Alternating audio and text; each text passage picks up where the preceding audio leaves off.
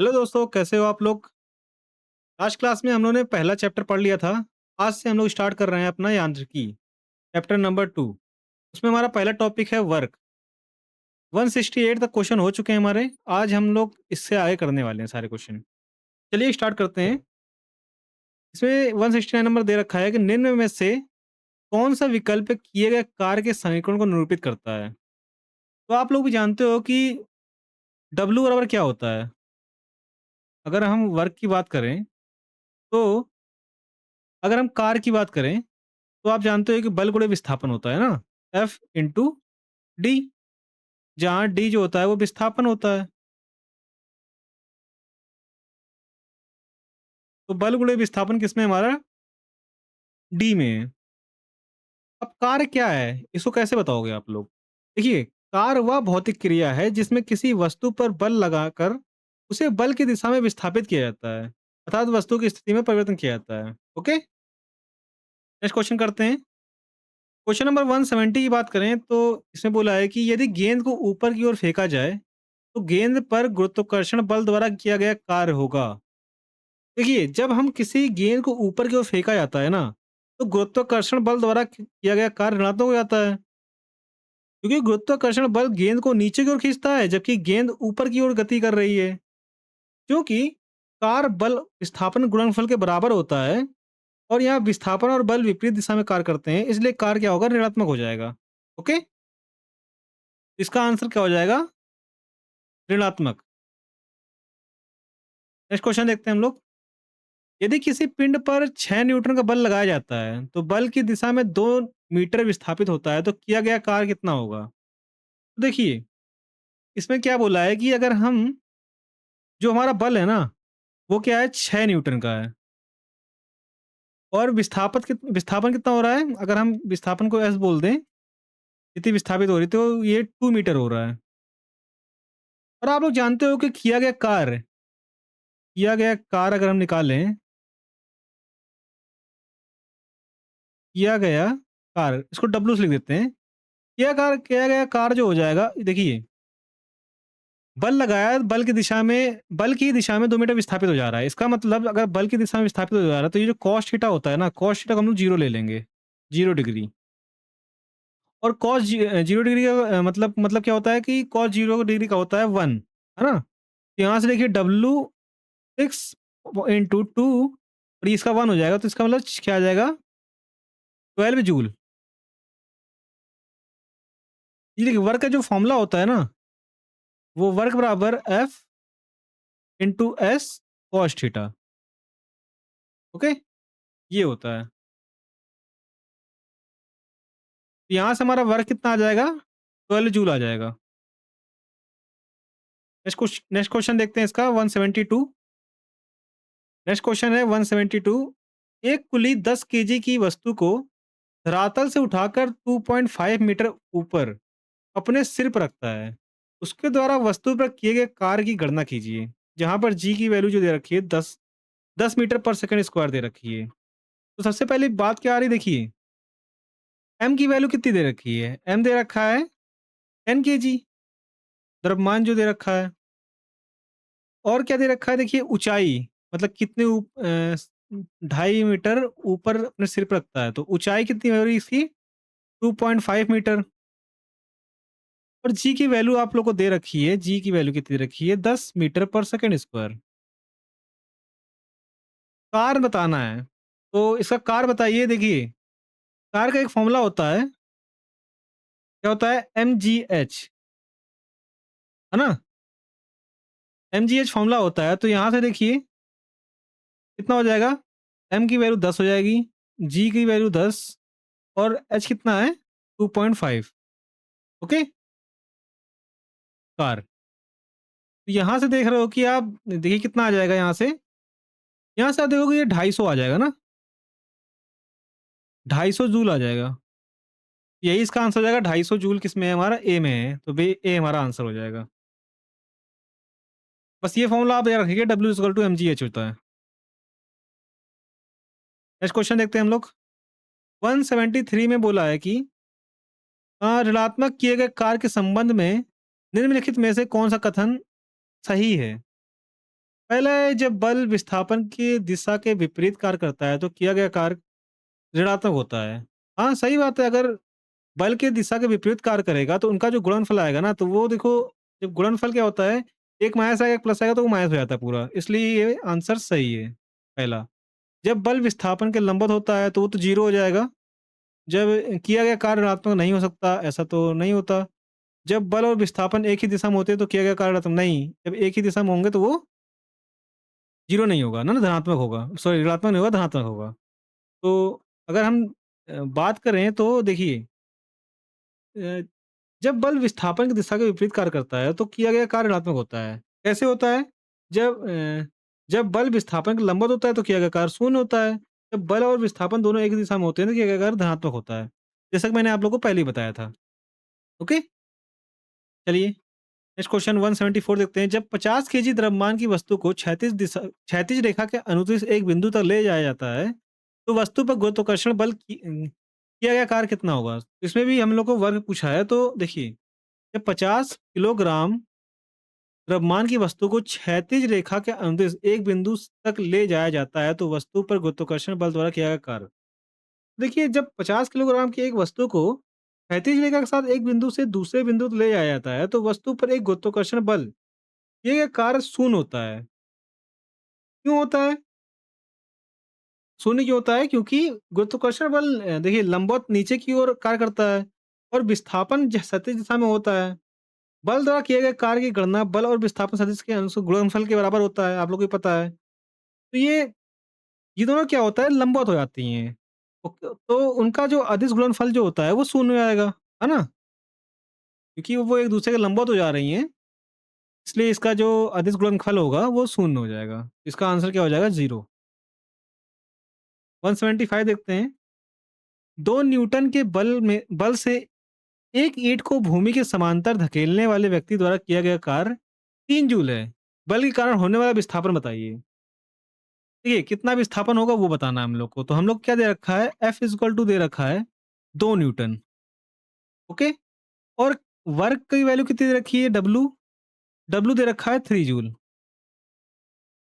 अब आप लोग भी जानते हो कि W बराबर क्या होता है? W बराबर होता है बल गुणे विस्थापन। अगर विस्थापन को हम लोग D बोले, तो ये देखिए D हो जाएगा। तो यहाँ से अगर विस्थापन की निकालोगे, तो यहाँ से देखिए W अपॉन F हो जाएगा।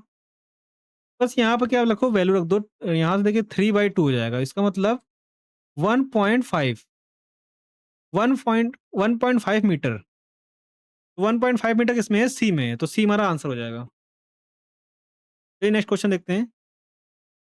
यदि किसी वस्तु पर लगाया गया 5 न्यूटन बल उसे उसकी प्रारंभिक स्थिति से 3 मीटर विस्थापित कर देता है, तो बल द्वारा किया गया कार्य कितना होगा? ये क्वेश्चन करिए आप लोग।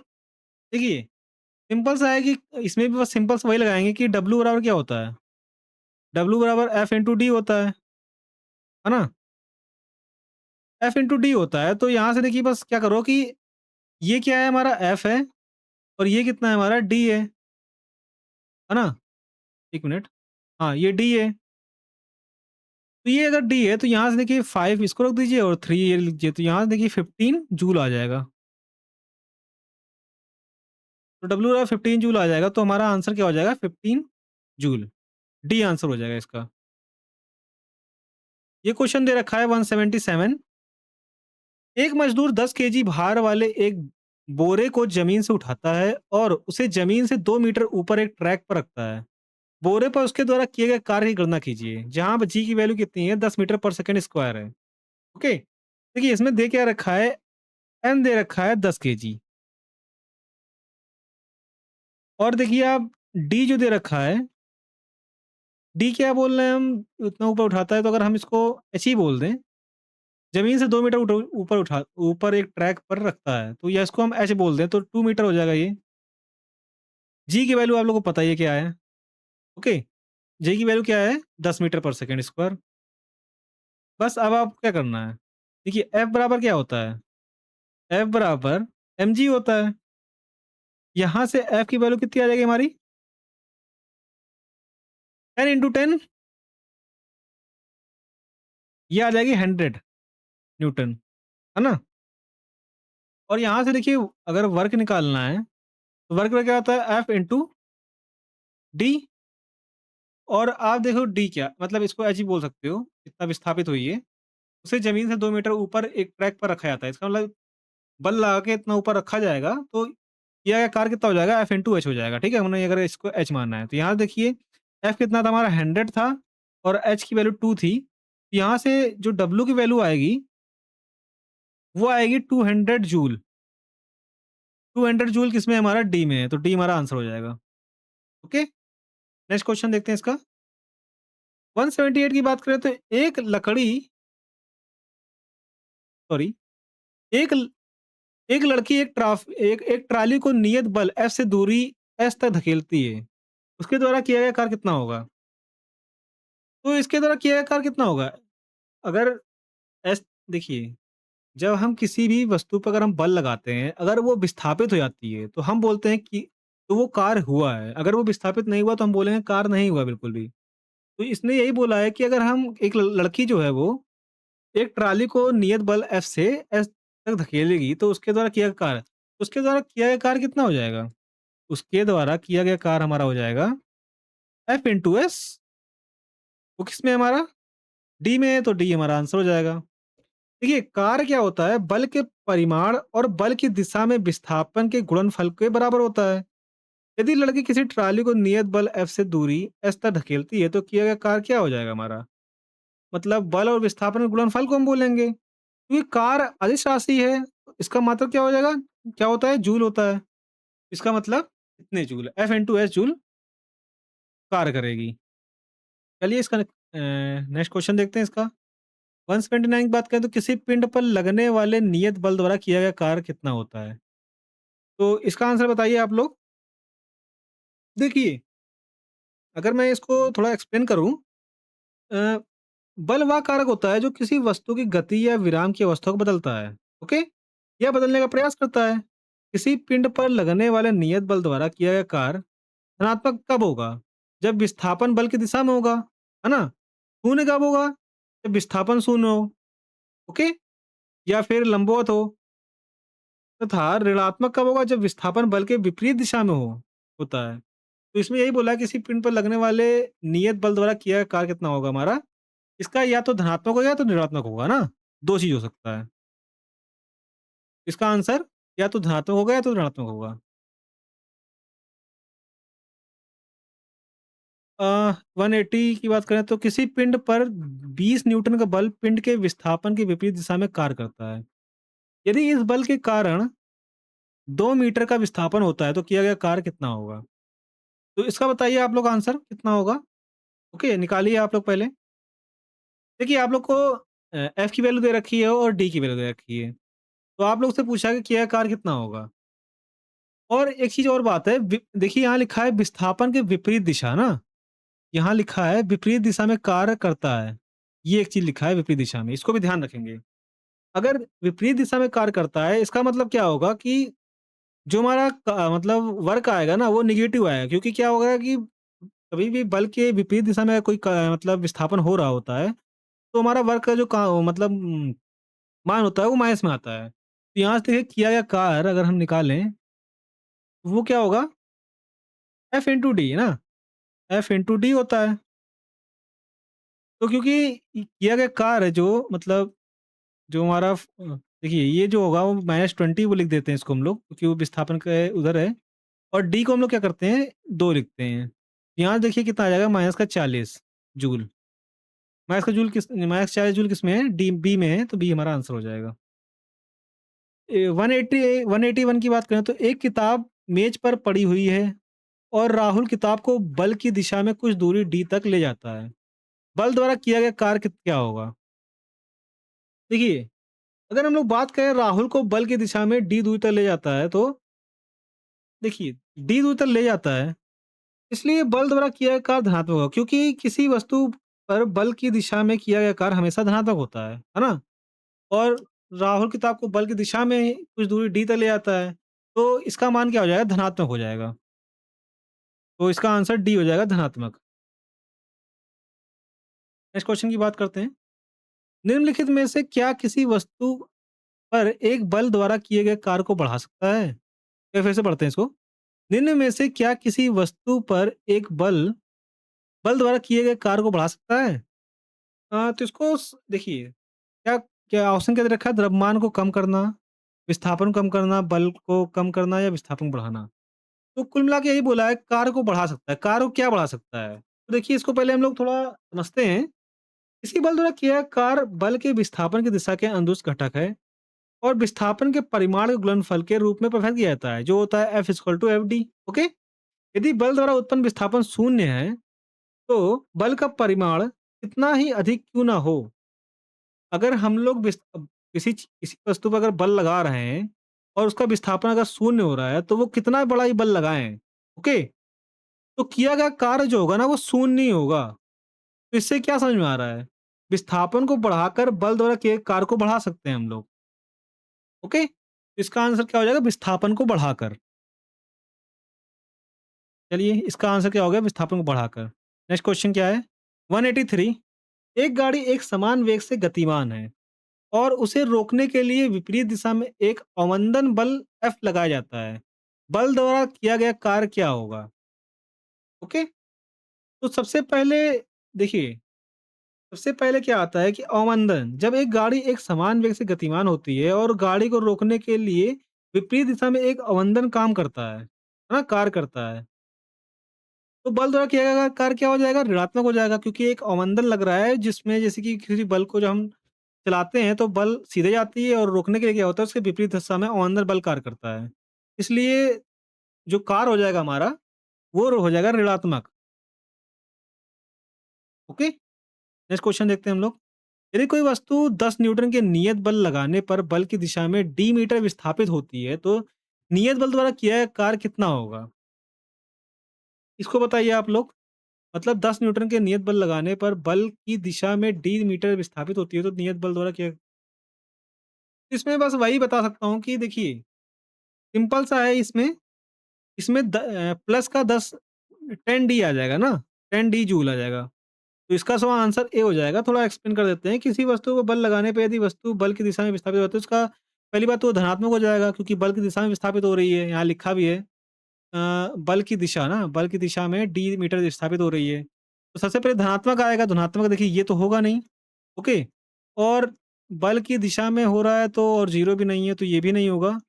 तो इन दोनों में से एक होगा, क्योंकि 10 न्यूटन है तो ये हमारा आंसर यही हो जाएगा। ओके, यहाँ से हम लोग निकाल भी सकते हैं, क्योंकि डब्ल्यू इक्वल टू क्या होता है? एफ इंटू क्या होता है? डी। और डी देखिए हमारा क्या दे रखा है? कैपिटल डी रखा है, और एफ दे रखा है 10 न्यूटन। यहाँ देखिए 10 डी, और ये प्लस का आएगा क्योंकि ये इसी दिशा में हो रहा है। ओके, चलिए इसका नेक्स्ट क्वेश्चन देखते हैं। एक कुली जमीन से 10 केजी भार सामान उठाता है और उसे जमीन से 1 मीटर ऊपर अपने सिर पर रखता है। सामान पर उसके द्वारा किया गया कार्य कितना होगा? तो सिंपल सी बात है कि जब वो भार उठाता है, देखिए कोई भी भार उठाएगा, तो वो एक, अगर ऊपर उठा रहा है तो 1 मीटर वो विस्थापित हो रही है ना, तो उसको हम लोग क्या बोलेंगे? विस्थापन बोल देंगे। इसलिए यहाँ देखिए, विस्थापन जो हो रहा है वो क्या हो जा रहा है? 1 मीटर हो रहा है, क्योंकि ऊपर की ओर उठा रहे हैं। और यहाँ देखिए एम जो है हमारा द्रव्यमान दे रखा है, 10 केजी दे रखा है। तो यहाँ से आप जानते हैं कि एफ इक्वल टू क्या होता है? mg होता है। यहाँ से क्या आ जाएगा? एफ इक्वल टू कितना आ जाएगा? यहाँ से देखिए 10 जी आ जाएगा ना, 10 जी आ जाएगा। और आप लोग जानते हो कि आप लोग को निकालना है कार कितना होगा। तो यहाँ से अगर आप कार निकालोगे, तो यहाँ से देखिए डब्ल्यू इक्वल टू, अगर हम डब्ल्यू इक्वल टू बात करें, एक मिनट पेन चेंज कर लेता हूँ। अगर डब्ल्यू इक्वल टू बात करें तो एफ इंटू क्या होता है? डी होता है। और एफ जानते ही हो आप लोग क्या दिया हुआ है? यहाँ पर एफ दे रखा है 10 जी और इंटू 1। तो यहाँ से क्या आ जाएगा? डब्ल्यू इक्वल टू 10 जी आ जाएगा। अब जी की वैल्यू गुरुत्वीय त्वरण मतलब जी गुरुत्वीय त्वरण है, तो आप देखिए 10 जी आ जाएगा। 10 जी किसमें? हमारा सी में है, तो सी हमारा आंसर हो जाएगा। ओके, चलिए नेक्स्ट क्वेश्चन इसका चलते हैं। 10 जी जूल। ओके, 186 की बात करें तो 186 में देखिए क्या बोल रखा है, एक मिनट पेन। किसी वस्तु पर एक नियत बल F लगाया जाता है। यदि वस्तु स्पेस है, तो बल द्वारा किया गया कार्य धनात्मक होगा। तो इसका मतलब अगर किसी वस्तु पर बल लगाया जाता है और वस्तु बल की दिशा में विस्थापित हो जाती है, तो उसी को हम लोग क्या बोलते हैं? धनात्मक कार्य बोलते हैं। इसमें देखिए बल की दिशा के विपरीत दिशा नहीं, गलत है। बल की दिशा में विस्थापित हो जाती है। तो हमारे यहाँ सी देख रहे हो आप, सी हमारा आंसर हो जाएगा क्योंकि हम लोग पीछे कई बार इसको देख चुके हैं। किसी वस्तु पे अगर हम बल लगाते हैं और वो बल की दिशा में विस्थापित हो जाती है, तो किया गया कार्य क्या होता है? हमारा धनात्मक होता है ना? क्योंकि होता क्या है कि बल और विस्थापन का एक गुणनफल होता है ना? क्योंकि कार्य क्या होता है? बल और विस्थापन का गुणनफल होता है। इसलिए अगर विपरीत दिशा में लगाएँगे तो क्या हो जाएगा? वो माइनस हो जाता है। अगर लंबवत मतलब वो परपेंडिकुलर लगाते हैं, है ना? तो वो 0 हो जाता है क्योंकि F D into cos theta होता है। और और धनात्मक कब होता है? जब बल और विस्थापन एक ही दिशा में होते हैं। चलिए इसको एक्सप्लेन कर चुके हैं हम लोग। नेक्स्ट क्वेश्चन देखते हैं। यदि किसी पिंड पर 2 न्यूटन का नियत बल इस प्रकार लगाया जाए कि लगाए गए बल की दिशा में पिंड का विस्थापन 0 हो, तो बल द्वारा किया गया कार्य कितना होगा? 0 होगा भाई। अगर हम कितना भी बल 2 न्यूटन क्या हम 100 न्यूटन लगा लें, अगर वो विस्थापित नहीं हो रही कोई वस्तु तो किया गया कार्य हमारा 0 होगा। तो हमारा 0 होगा क्योंकि विस्थापन ही 0 है, तो क्योंकि वो दोनों का गुणनफल होता है। देखिए होता क्या है कि अगर ये देखिए विस्थापित नहीं हो रही इसका मतलब ये डी इक्वल टू 0 हो रहा है और यहाँ से एफ इक्वल टू कितना दे रखा है? 2 न्यूटन दे रखा है। अब ये कितना भी दे दे क्योंकि डब्ल्यू इक्वल टू क्या होता है? एफ इंटू डी होता है। यहाँ से आप देखोगे कि ये 2 गुणे 0 करोगे तो यहाँ 0 ही आ जाएगा, है ना? इसलिए क्या हो जाएगा? ये 0 आंसर हो जाएगा, डी आंसर हो जाएगा हमारा। अपना नेक्स्ट क्वेश्चन देखते हैं हम लोग। एक पुस्तक को 1 न्यूटन के नियत बल से धकेला जाता है। वह बल की दिशा में 1 मीटर विस्थापित हो जाती है। बल द्वारा किया गया कार्य कितना होगा? अगर 1 न्यूटन का बल लगा रहे हैं और 1 मीटर विस्थापित हो रही है, तो 1 इंटू 1 कितना हो जाएगा? प्लस का 1 जूल, है ना? इसको तो एक्सप्लेन करने की जरूरत नहीं है। अगर एक तो प्लस का 1 जूल विस्थापित हो जाएगी। और जूल देखिए बल का सॉरी कार्य का मात्रक होता है। ओके? तो चलिए नेक्स्ट क्वेश्चन देखते हैं।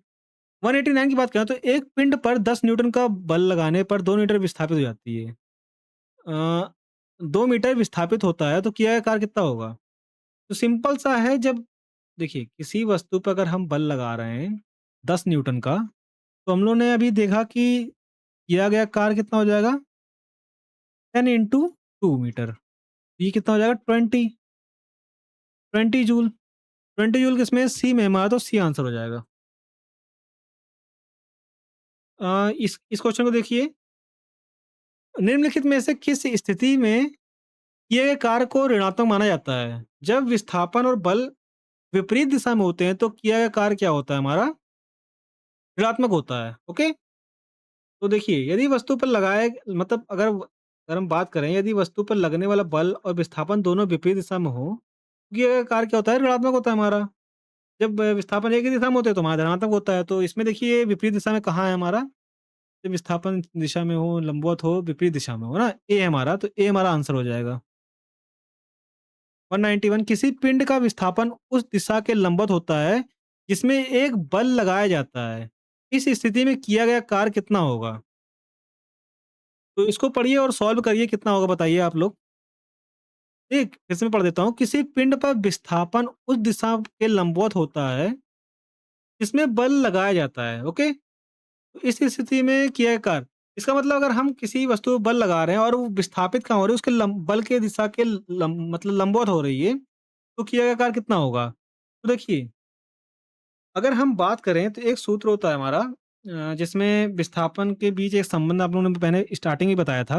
वो क्या होता है? डब्ल्यू इक्वल टू कितना होता है हमारा? F D cos theta. F D cos theta. अगर लंबवत मतलब अगर लंबवत है दोनों फोर्स और डिस्प्लेसमेंट, तो क्या होगा? थीटा की वैल्यू 90 हो जाएगी। ओके? थीटा की वैल्यू यहाँ देखिए 90 हो जाएगी। थीटा की वैल्यू अगर 90 हो जाएगी तो कॉस कॉस 90 डिग्री की वैल्यू कितनी होती है? 0 होती है। तो यहाँ से आप देखते हो कि डब्ल्यू इक्वल टू 0 आ जाएगा क्योंकि इसकी जो वैल्यू होती है वो 0 हो जाएगी। है ना? इसलिए डब्ल्यू की वैल्यू 0 हो जाएगी। इसलिए जब भी किसी वस्तु पर हम बल लगाते हैं और पिंड उसके लंबवत विस्थापित होता है तो हम बोलते हैं कि यह कार्य कितना होता है? 0 होता है। तो यहाँ से आंसर हो जाएगा हमारा सी। 192 यदि द्रव्यमान m वाले पिंड को पृथ्वी की सतह से h ऊंचाई तक ले जाया जाए तो किया गया कार्य कितना होगा? अगर हम h ऊँचाई तक अगर किसी वस्तु को मतलब ले जाया जाएगा, तो देखिए, अगर मैं इसको बताऊँ तो देखिए थोड़ा इसको एक्सप्लेन करते हैं। जब हम द्रव्यमान m के किसी पिंड को पृथ्वी की सतह से h ऊँचाई ले जाते हैं, तो पिंड पर किया कार्य पृथ्वी की सतह से h ऊँचाई में स्थित पिंड की कुल स्थितिज ऊर्जा के बराबर होती है ना? जब हम किसी पिंड को ऊपर ले जा रहे हैं, तो वो जब ऊपर पहुँचती है, तो वहाँ पर स्थितिज ऊर्जा मतलब जो किया गया कार्य होता है, वो कुल स्थितिज ऊर्जा के बराबर हो जाती है। और आप लोग भी जानते हो कि स्थितिज ऊर्जा का जो फ़ॉर्मूला होता है, वो mgh होता है ना? तो किया गया कार्य जो हमारा हो जाएगा, वो mgh हो जाएगा, मतलब स्थितिज ऊर्जा के बराबर हो जाएगा। ये हमारा क्या होता है? स्थितिज ऊर्जा ना? 1 मिनट, स्थितिज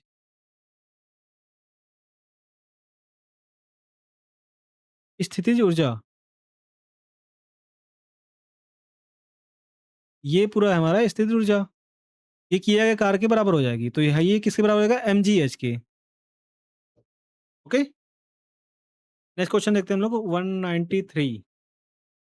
इसने बोला है किसी वस्तु पर लगने वाले 5 न्यूटन के नियत बल द्वारा किया गया कार्य 5 जूल है। तो लगाए गए बल की दिशा में पिंड का विस्थापन कितना है? तो यहाँ से साफ-साफ पूछ रहा है कि अगर देखिए किसी बल वस्तु पर हम लोग 5 न्यूटन का बल लगा रहे हैं और वो 5 जूल विस्थापित हो जा रही है।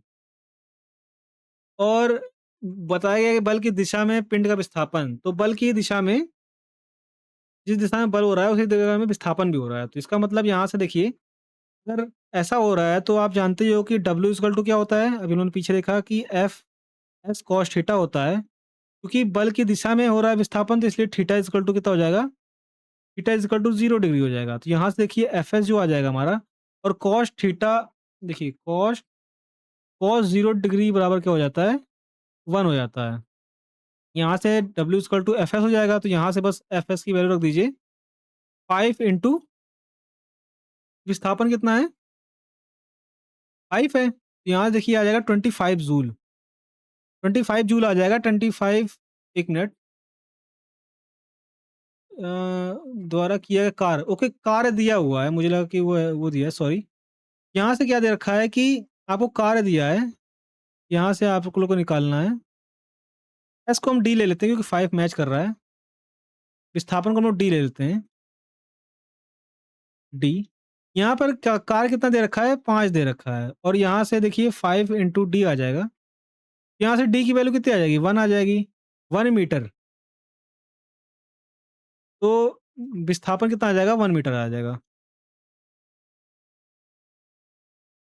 इसमें 194 की बात करें तो 194 में क्या बोला देखिए, एक कार समान दिशा में कार्यरत बल F की क्रिया के तहत दूरी S के एक विशेष दिशा में एक समान वेग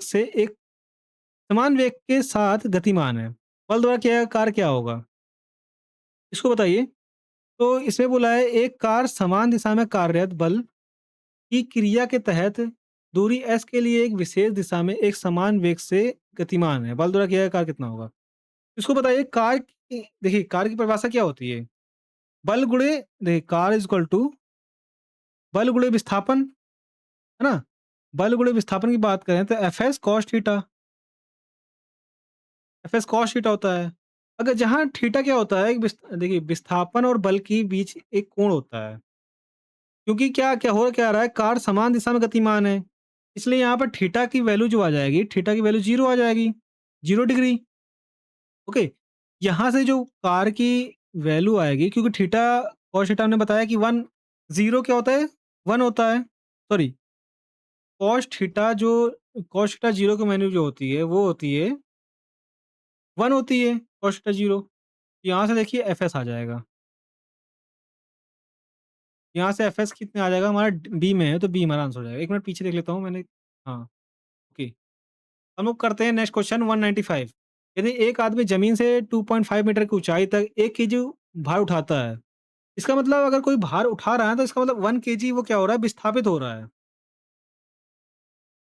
मतलब सॉरी, 1 केजी भार को 2.5 मीटर ऊंचाई तक ये विस्थापित कर दे रहा है। तो गुरुत्वीय त्वरण अगर 10 मीटर पर सेकंड है, तो 10 मीटर पर सेकंड स्क्वायर है, तो स्क्वायर मानते हुए आदमी द्वारा किए गए कार्य की गणना कीजिए। तो ये तो सिंपल क्वेश्चन है, इसको आप लोग करिए। इसमें क्या करना है कि जो हमारे ऊर्जा है ना, वो स्थिर ऊर्जा के रूप में आ जाएगी, है ना? तो स्थिर ऊर्जा का फ़ॉर्मूला होता है mgh, बस यहाँ पे mgh लगा दो, जहाँ पर W इक्वल टू क्या हो जाएगा mgh, स्थिर ऊर्जा। यहाँ से देखिए जो हमारा ये क्या रखा है, भार दे रखा है वो 1 केजी दे रखा है, और क्या दे रखा है, जी की वैल्यू कितनी दे रखी है, 10 दे रखा है, ऊँचाई कितनी उठा रहा है 2.5। यहाँ देखिए आ जाएगा 25 जूल, W इक्वल टू कितना आ जाएगा 25 जूल। तो 25 जूल किसमें हमारा बी में है, तो बी हमारा आंसर हो जाएगा। बी आंसर हो गया। अब चलते हैं नेक्स्ट क्वेश्चन पे 196 से। किसी पिंड पर लगने वाले 10 न्यूटन बल के परिणाम स्वरूप बल की दिशा में 2 न्यूटन का विस्थापन होता है। इस बल द्वारा किया गया कार्य कितना होगा? बल की दिशा में 2 न्यूटन का विस्थापन हो रहा है। तो यहाँ से देखिए साफ-साफ दिख रहा है कि F equal to sorry W equal to Fs हो जाएगा, जिससे क्या हो जाएगा 10 इंटू 2, यहाँ से आ जाएगा 20 जूल। ओके, 20 जूल हमारा सी में है, तो सी हमारा आंसर हो जाएगा। बस यहाँ पर एक फ़ॉर्मूला याद रखिए कि W equal to Fs cos theta, cos theta. जब बल की दिशा में विस्थापन क्या होता है, जब विस्थापन बल की दिशा में होता है तो थीटा की वैल्यू हम लोग 0 रख लेंगे। अगर उसके विपरीत दिशा में हो रहा है तो थीटा की वैल्यू क्या रख लेंगे? देखिए, जब हम अगर इसके लंबवत हो रहा है, मतलब जैसे कि बल हम इधर लगा रहे हैं और विस्थापन ऊपर की ओर हो रहा है, तो इसे इसकी वैल्यू क्या रखेंगे? 90 रखेंगे। ओके? और इसके विपरीत हो रहा है तो थीटा की वैल्यू 180 रख लेंगे। ओके? तो वहाँ से हम लोग निकाल लेंगे डायरेक्ट। चलिए नेक्स्ट क्वेश्चन देखते हैं। 197, एक परिवर्तनशील बल द्वारा किया गया कार्य निम्नलिखित में से किसके द्वारा व्यक्त किया जाता है? सिंपल सा है कि परिवर्तन, एक परिवर्तनशील बल द्वारा किया गया कार्य, एक परिवर्तनशील बल द्वारा किया गया कार्य ये बराबर होता है, देखिए एक परिवर्तनशील बल द्वारा किया गया विस्थापन संबंधित, ये क्या होता है कि हमारे एक फलन आता है, एक फंक्शन आता है, जिसको हम इंटीग्रेशन बोलते हैं। ओके? तो यहाँ से हो जाएगा W इक्वल टू एफ, क्योंकि बल परिवर्तन हो रहा है तो यहाँ से अगर हम लोग 0 से 2 ले लें तो एफ डी एक्स, है ना? ये हो जाएगा। तो यहाँ से क्या होगा कि यही हमारा आंसर हो जाएगा। F equal to integration F D X, ये है। नेक्स्ट क्वेश्चन देखते हैं। अगर हम 98 की बात करें, कार ऊर्जा प्रमेय के अनुसार निम्नलिखित में से कौन सा विकल्प सत्य है? इसमें बताइए, कार ऊर्जा प्रमेय, पहली बात तो बताइए आप कार ऊर्जा प्रमेय होती क्या है? पहले आप लोग बताइए कार ऊर्जा प्रमेय क्या होती है? पहले आप लोग बुकलेट में लिखिए। जो आपका नोटबुक है उसमें लिख के बताइए शॉर्ट में, कार ऊर्जा प्रमेय क्या होती है? जब तक मैं पानी पी लेता हूँ।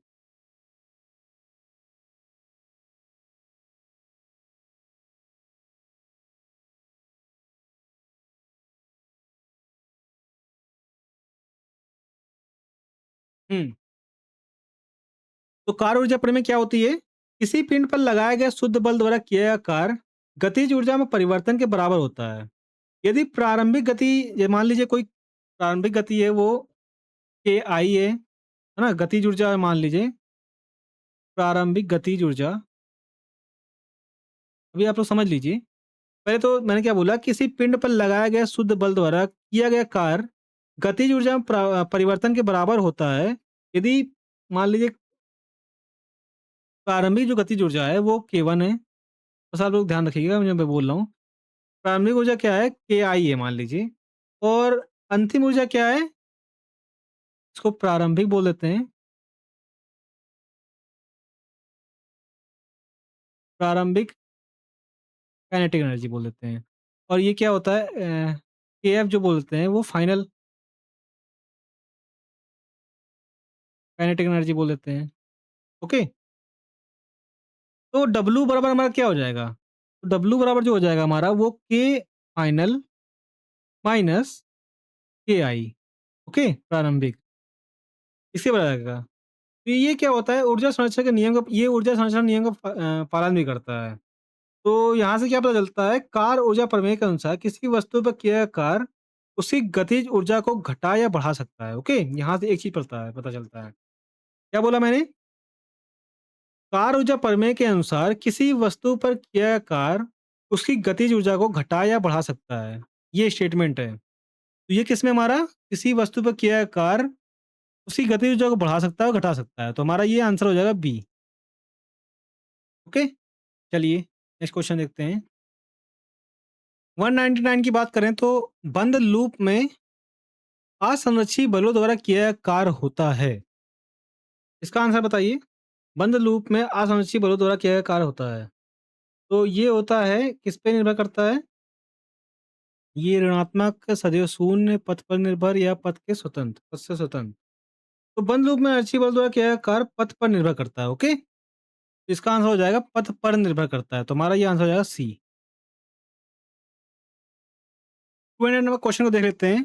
5 केजी के एक वस्तु को 20 न्यूटन के निश्चित क्षैतिज बल से गतिज घर्षण गुणांक म्यू के, ये म्यू के ऐसे होगा, ये म्यू के ऐसे ना होकर ये म्यू के ऐसे है। म्यू के 0.2 वाले खुरदरे पृष्ठ पर 10 मीटर की दूरी तक ढकेला जाता है। वस्तु पर किया गया शुद्ध कार्य कितना होता है? जो ढकेला जा रहा है वो क्षैतिज सतह पे ढकेला जा रहा है ना। इससे क्या होगा कि हमारा जो घर्षण गुणांक है ना, यहाँ पर वो वर्क करेगा यहाँ पर। अगर मान लीजिए कोई वस्तु है इस पे और किसी वस्तु को हम इधर बल लगा के धक्का दे रहे हैं, तो यहाँ पर क्या होगा, इस साइड एक घर्षण बल काम करेगा, घर्षण बल कार्य करेगा। ओके?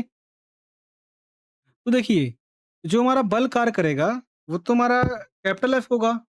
ओके? तो मान लीजिए लगाया गया बल जो है हमारा, जो हमारा बल होगा, वो होगा कैपिटल एफ।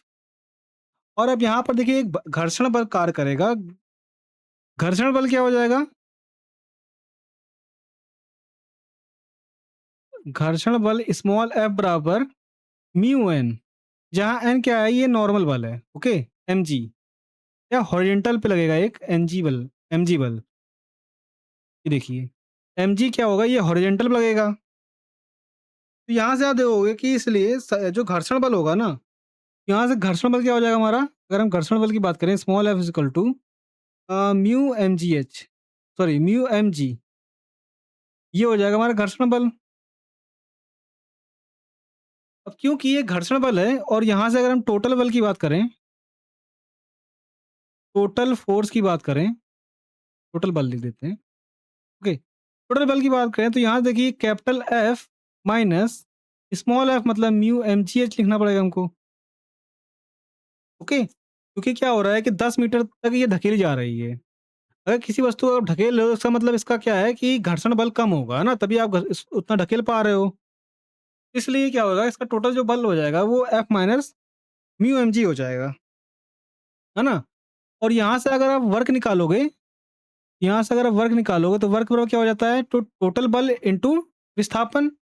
टोटल बल हमारा कितना है, F minus mu M G into S. S क्या है हमारा, ये विस्थापन है, कितनी दूर विस्थापित हो रही है। यहाँ देखिए सबकी वैल्यू दे रखी है। ये देखिए यहाँ से एफ की वैल्यू दे रखी है, यहाँ क्या दे रखा है हमारा, एम दे रखा है। यहाँ ये कितने मीटर, ये एस दे रखा है, कितने मीटर विस्थापित हो जा रही है। और ये म्यू के दे रखा है इतना। ओके? ये यहाँ मैंने म्यू लिखा है तो इसको हम म्यू के भी कर सकते हैं, है ना? क्योंकि यहाँ म्यू के लिखा हुआ है, म्यू के कर देते हैं इसको। ओके?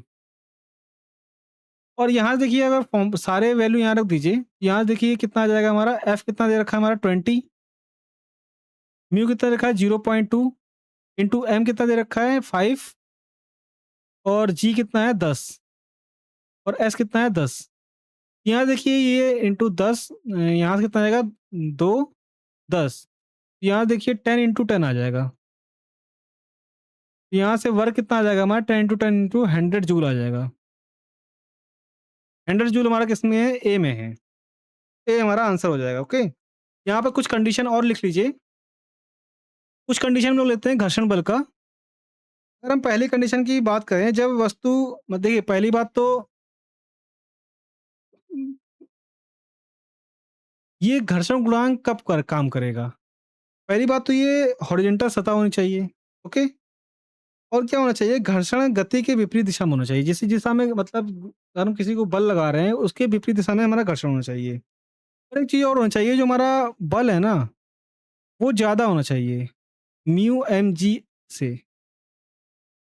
अगर ये ज़्यादा है, इसका मतलब यही होगा कि वस्तु चल रही है। अगर ये एफ की वैल्यू म्यू एम जी से ज़्यादा है, इसका मतलब वस्तु चलेगी। ओके? अगर मतलब वस्तु मैं लिख देता हूँ, अगर ये रहता है तो वस्तु चलेगी। ओके? अगर ये है, इसका मतलब वस्तु नहीं चल पाएगी क्योंकि घर्षण ज़्यादा ही है इसका, तो वस्तु नहीं चल पाएगी। ओके? वस्तु नहीं चलेगी।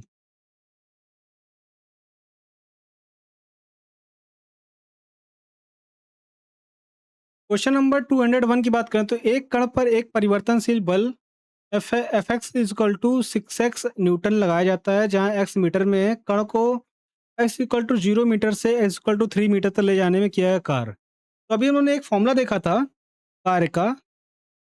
ये डब्ल्यू इक्वल टू क्या था कि इंटीग्रेशन, यहाँ 0 से अगर हम 3 मीटर 3 तक ले जा रहे हैं तो एफ डी एक्स है ना, ये फॉर्मूला उन्होंने देखा था अभी। तो ये देखिए डब्ल्यू इक्वल टू क्या हो जाएगा, ये 0 से क्या हो रहा है 3 तक जा रहा है, और एफ की वैल्यू कितनी हमारी 6x है, और ये डी एक्स है। यहाँ से आप देखोगे कि डब्ल्यू के बराबर क्या हो जाएगा, 6 से तो देखो ये कांस्टेंट या बाहर आ जाएगा, और इसका इंटीग्रेशन करोगे तो आप ये आता है एक्स स्क्वायर डिवाइड बाई 2, है ना। और क्या लग देते हैं हम लोग, ये 0 से 3 तक ये ले लेंगे, और देखिए यहाँ से क्या आ जाएगा 6/2, मतलब यहाँ से देखिए 3 आ जाएगा, कि 2 बाहर आ जाएगा तो यहाँ 3 आ जाएगा। ओके, मैं 3 आ गया तो बस यहाँ क्या रखो कि अपर वैल्यू माइनस लोअर वैल्यू। यहाँ देखिए 3 का स्क्वायर माइनस 0 का स्क्वायर, बस यहाँ से कर दीजिए, यहाँ 3 इंटू 9। यहाँ से देखिए वर्ग जो आ जाएगा हमारा 27, 27 जूल आ जाएगा। 27 जूल आ जाएगा, वो किस में है हमारा 27 सी में है, तो सी हमारा आंसर हो जाएगा। ओके, बस आप लोगों ने एक पीछे का मैंने फॉर्मूला बताया था आपको कि इंटीग्रेशन एफ डी एक्स है ना, अगर कोई इंटरवल दे रखा है तो हम लोग इंटरवल भी लगा सकते हैं x1 और x2। ये फॉर्मूला हमने पीछे देखा था, तो यहाँ भी देख लीजिए, कोई अगर इंटरवल है तो यहाँ से भी ये फॉर्मूला पूरा हो जाएगा वर्क का। तो इसका नेक्स्ट क्वेश्चन देखते हैं हम लोग, ये समझ में आ गया आप लोग को। अगर 202 की बात करें, जब 20 मीटर का एक नियत बल 30 मीटर के विस्थापन की दिशा में 30 डिग्री कोण पर लगाया जाता है। अगर हम किसी वस्तु पर अगर बल लगा रहे हैं, वो 30 मीटर के विस्थापन की दिशा, मतलब 30 डिग्री के विस्थापन से 30 डिग्री से वो विस्थापित होती है, तो किया गया कार्य कितना होगा, ये बोला गया है। तो यहाँ से आप देखोगे थीटा की वैल्यू जो दे रखी है, वो आप लोग को क्लिक कर गया होगा कि थीटा की वैल्यू जो दे रखा है 30 डिग्री दे रखा है। यहाँ से अगर कार्य का हम निकालना चाहें तो डब्ल्यू इक्वल टू क्या होता है, F S cos theta. Cos theta कितना दे रखा है हमारा 30 डिग्री। यहाँ देखिए, और यहाँ देखिए अब न्यूटन कितना, मतलब एफ इक्वल टू 20 न्यूटन, और ये एस इक्वल टू कितना देखा है 13 न्यूटन, 13 मीटर। तो यहाँ से 20 लिख दीजिए, और यहाँ से एस की वैल्यू 13 लिख दीजिए, और यहाँ से कॉस 30 की वैल्यू कितनी होती है, कॉस 30 की वैल्यू होती है √3/2, है ना। कॉस 30 वैल्यू यहाँ देखिए 26 260 आ जाएगा, और इंटू √3/2 होता है। बस यहाँ से क्या करो कि सिंप्लीफाई कर दो, तो यहाँ देखिए 130 130 √3 ना, ये हो जाएगा। और √3 अगर इसमें पूछा है, मतलब √3 नहीं दिया है कि, तो हम लोग क्या करेंगे, √3 इक्वल टू कितना होता है, मतलब √3 की वैल्यू कितनी होती है 1.732 होती है। ओके, और जब ये होता है तो बस इसको क्या करो कि 130 को क्या करो, इससे मल्टीप्लाई कर दो। तो जब इसको मल्टीप्लाई करोगे तो आप आएगा वर्क जो आएगा हमारा, वो आप देखोगे लगभग आएगा 225 जूल। ओके, करके देखिएगा क्या करना है हमें, यहाँ 130 इंटू 1.732 करिए, और कितना आएगा 225 जूल के बराबर आ जाएगा लगभग। तो यही हमारा क्या आ जाएगा, आंसर हो जाएगा 225 जूल। कहाँ है हमारा, डी में है, तो डी हमारा आंसर हो जाएगा। नेक्स्ट क्वेश्चन हम लोग करते हैं, इसमें बोला है कि निम्न में से कौन अधिक कार्य कर सकता है? एक घूमता हुआ पहिया, बंदूक की एक चलती हुई गोली, गतिशील पत्थर या उठाया हुआ हथौड़ा? तो इसको चलिए समझते हैं। ये किसी भी वस्तु को कार्य करने के लिए बल और बल की दिशा में विस्थापन की विस्थापित दूरी की आवश्यकता होती है, ओके? मतलब किसी वस्तु को अगर कार्य कराना है तो उस पे एक बल लगेगा और वो बल लगाने के बाद वो विस्थापित होना चाहिए। तो अगर हम बी की बात करें तो बंदूक की एक चलती हुई गोली है, तो क्या होता है कि आपने पढ़ा होगा न्यूटन की गति का तीसरा नियम, क्रिया-प्रतिक्रिया नियम ना? मतलब यहाँ पर क्या होगा कि बंदूक की चलती हुई गोली में क्रिया-प्रतिक्रिया नियम लागू होगा, जो बंदूक की निकली गोली को अधिक दूरी तक विस्थापित करता है। तो इसका आंसर क्या हो जाएगा? बंदूक बंदूक की सबसे ज़्यादा विस्थापित यही गोली होगी, बंदूक से निकली हुई गोली। इसलिए क्या होगा कि ये किया गया कार्य इसमें सबसे ज़्यादा होगा। ओके? सबसे ज़्यादा अधिक कार्य इसी में होगा। नेक्स्ट क्वेश्चन देखते हैं हम लोग। अगर 204 नंबर क्वेश्चन को देखें तो 20 न्यूटन का एक बल किसी वस्तु को 2 मीटर विस्थापित कर देता है और 20 से जूल कार्य करता है। तो बल और विस्थापन के बीच कोण ज्ञात कीजिए। तो ये आप निकाल लीजिए, सिंपल सा है कि इसमें बस दे रखा है, इस बार क्या दे रखा है, ये F दे रखा है, ये S दे रखा है और यहाँ देखिए ये W दे रखा है। यहाँ से W का फ़ॉर्मूला लगा दीजिए कि FS कॉस थीटा। यहाँ से बस आप थीटा की वैल्यू निकाल दीजिए। यहाँ से देखिए W कितना रखा है 20 और F कितना दे रखा है 20 और S कितना दे रखा है 2 और यहाँ कॉस थीटा। यहाँ से देखिए 20 से 20 काट दीजिए, यहाँ कॉस थीटा बराबर कितना आ जाएगा? कॉस थीटा बराबर 1/2 आ जाएगा ना? और यहाँ से 1/2 किसका होता है? कॉस 60 की वैल्यू होती है ना? तो यहाँ से theta is equal to 60 degree हो जाएगा। तो 60 डिग्री किसमें है? हमारा ए में है, तो ए हमारा आंसर हो जाएगा। ओके, चलिए थीटा बराबर 60 डिग्री हो जाएगा, ये आंसर हो जाएगा। इसका नेक्स्ट क्वेश्चन 205 की बात करें। यदि एक हवाई जहाज 4000 मीटर की दूरी दूरी तय करता है और किया गया कार्य 20,000 जूल है, तो लगाया गया बल ज्ञात कीजिए। तो सिंपल सा है कि देखिए W equal to F S कर दीजिए और किया गया कार्य कितना है? 20,000 और दूरी कितनी तय कर रहा है? 4,000। यहाँ से अगर हम बल निकालें तो बल कितना हो जाएगा? यहाँ से देखिए 3 जीरो से 3 जीरो काट दीजिए और ये देखिए 4 पंचे 20, यहाँ से देखिए 5 न्यूटन का बल लगेगा। ओके, 5 न्यूटन का बल आ जाएगा यहाँ पर। तो 5 न्यूटन का बल किसमें है? हमारा ए में है, तो ए हमारा आंसर हो जाएगा। क्वेश्चन नंबर 206 की बात करें। जमीन के ऊपर एक बिंदु पर किसी वस्तु की गुरुत्वीय स्थित ऊर्जा को में किए गए कार्य के रूप में परिभाषित किया जाता है। इसको बताइए कि जमीन के ऊपर एक बिंदु पर किसी वस्तु की गुरुत्वीय स्थितिज ऊर्जा को गुरुत्वाकर्षण के विपरीत जमीन से उस बिंदु पर उठाने में किए गए कार्य के रूप में परिभाषित किया जाता है। ओके, इसे कहा कि गुरुत्वाकर्षण के विपरीत जमीन से उस बिंदु पर उठाने में किए गए कार्य के रूप में परिभाषित किया जाता है। तो ये किस में हो जाएगा? हमारा ए में हो जाएगा। देखिए, इसी गुरुत्वाकर्षण के विपरीत जमीन से उस बिंदु तक उठाने में किया गया कार्य के बराबर हो जाएगा। तो ये क्या हो जाएगा? ए हो जाएगा। 207 नंबर की बात करें तो इसमें क्या दे रखा है? देखिए, 1 केजी की एक वस्तु को 10 मीटर की ऊंचाई तक उठाया जाता है। तो गुरुत्वीय बल द्वारा किया गया कार्य कितना होगा? तो गुरुत्वीय बल द्वारा किया गया कार्य कितना होगा? क्योंकि देखिए 10 मीटर उठाने में जब हम किसी वस्तु को 10 मीटर उठाएँगे तो क्या होगा कि जो किया गया कार्य ना वो स्थितिज ऊर्जा के रूप में हो जाएगा। तो स्थितिज ऊर्जा के रूप में मिलेगा हमको।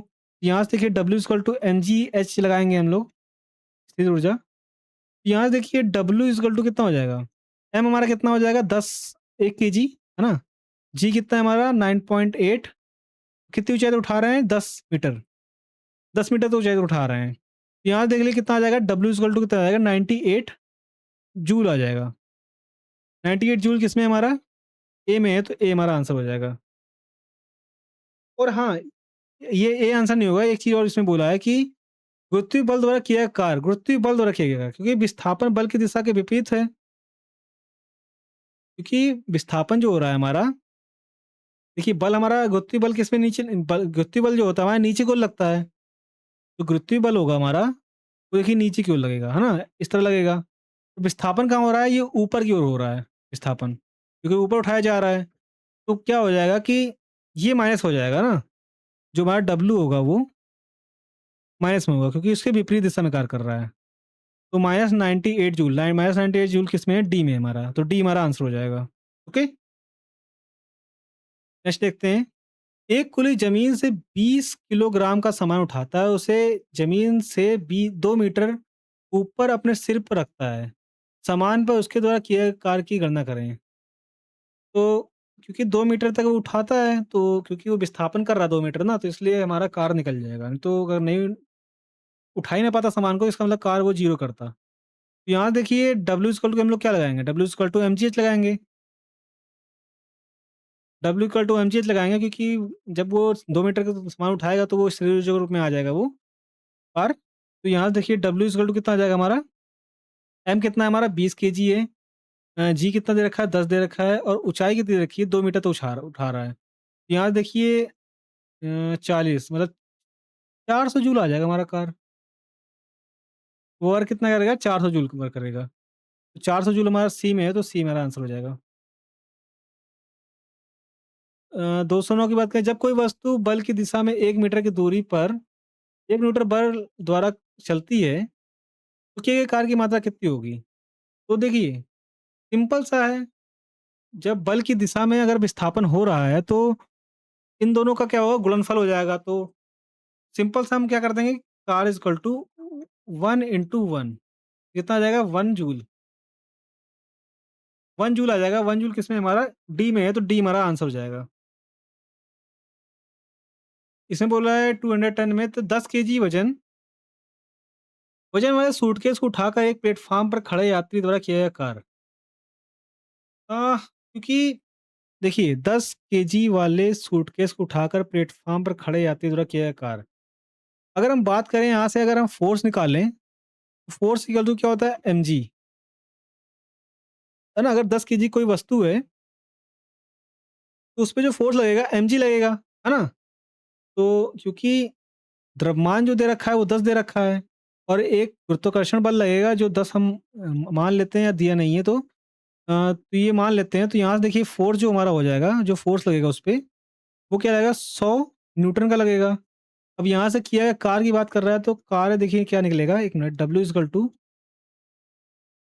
इक्वल टू F इंटू क्या होता है? D होता है। अब क्योंकि 10 केजी वजन वाले सूटकेस को उठाकर एक प्लेटफॉर्म पर खड़े यात्री द्वारा किया कार्य, क्योंकि वो उठाकर खड़ा है ना, यहाँ पे क्या हो रहा है कि यहाँ पे देखिए विस्थापन शून्य होगा क्योंकि वो सूटकेस को 10 केजी वाले सूटकेस को उठाकर खड़ा हुआ है। तो यहाँ पे कोई विस्थापन नहीं हो रहा, तो यहाँ से देखिए D इक्वल टू 0 हो जाएगा, है ना? F इंटू 0 करोगे तो यहाँ से 0 जूल आ जाएगा। 0 जूल किसमें हमारा? बी में है, तो बी हमारा आंसर हो जाएगा। ओके, क्योंकि व्यक्ति वहाँ पर 10 केजी वाले सूटकेस को उठाकर खड़ा है प्लेटफॉर्म पर, तो क्योंकि वो कोई मतलब इसका कोई विस्थापन तो हो नहीं रहा है, इसलिए क्या हो जाएगा? वो वर्क 0 कार्य कर रहा है वो। क्वेश्चन नंबर 2 से 11 की बात करें, तो 4 केजी द्रव्यमान की एक वस्तु क्षैतिज दिशा में 5 मीटर पर सेकंड चाल से बढ़ रही है। इसकी चाल 10 मीटर प्रति सेकंड करने के लिए इस पर किया गया कार्य कितना होगा? ये बताना है। तो आप देख रहे हो कि इसमें जो हमारा द्रव्यमान मतलब m जो दे रखा है वो कितना दे रखा है? 4 केजी दे रखा है द्रव्यमान, है ना? द्रव्यमान जो दे रखा है 4 दे रखा है और इसका जो प्रारंभिक वेग जो दे रखा है हमारा, देखिए वो कितना दे रखा है? अगर हम v1 से लिखें इसको, तो 5 मीटर पर सेकंड दे रखा है। और देखिए अगर हम v2 की बात करें, करना कितना है हमारा? वो 10 मीटर पर सेकंड करना है।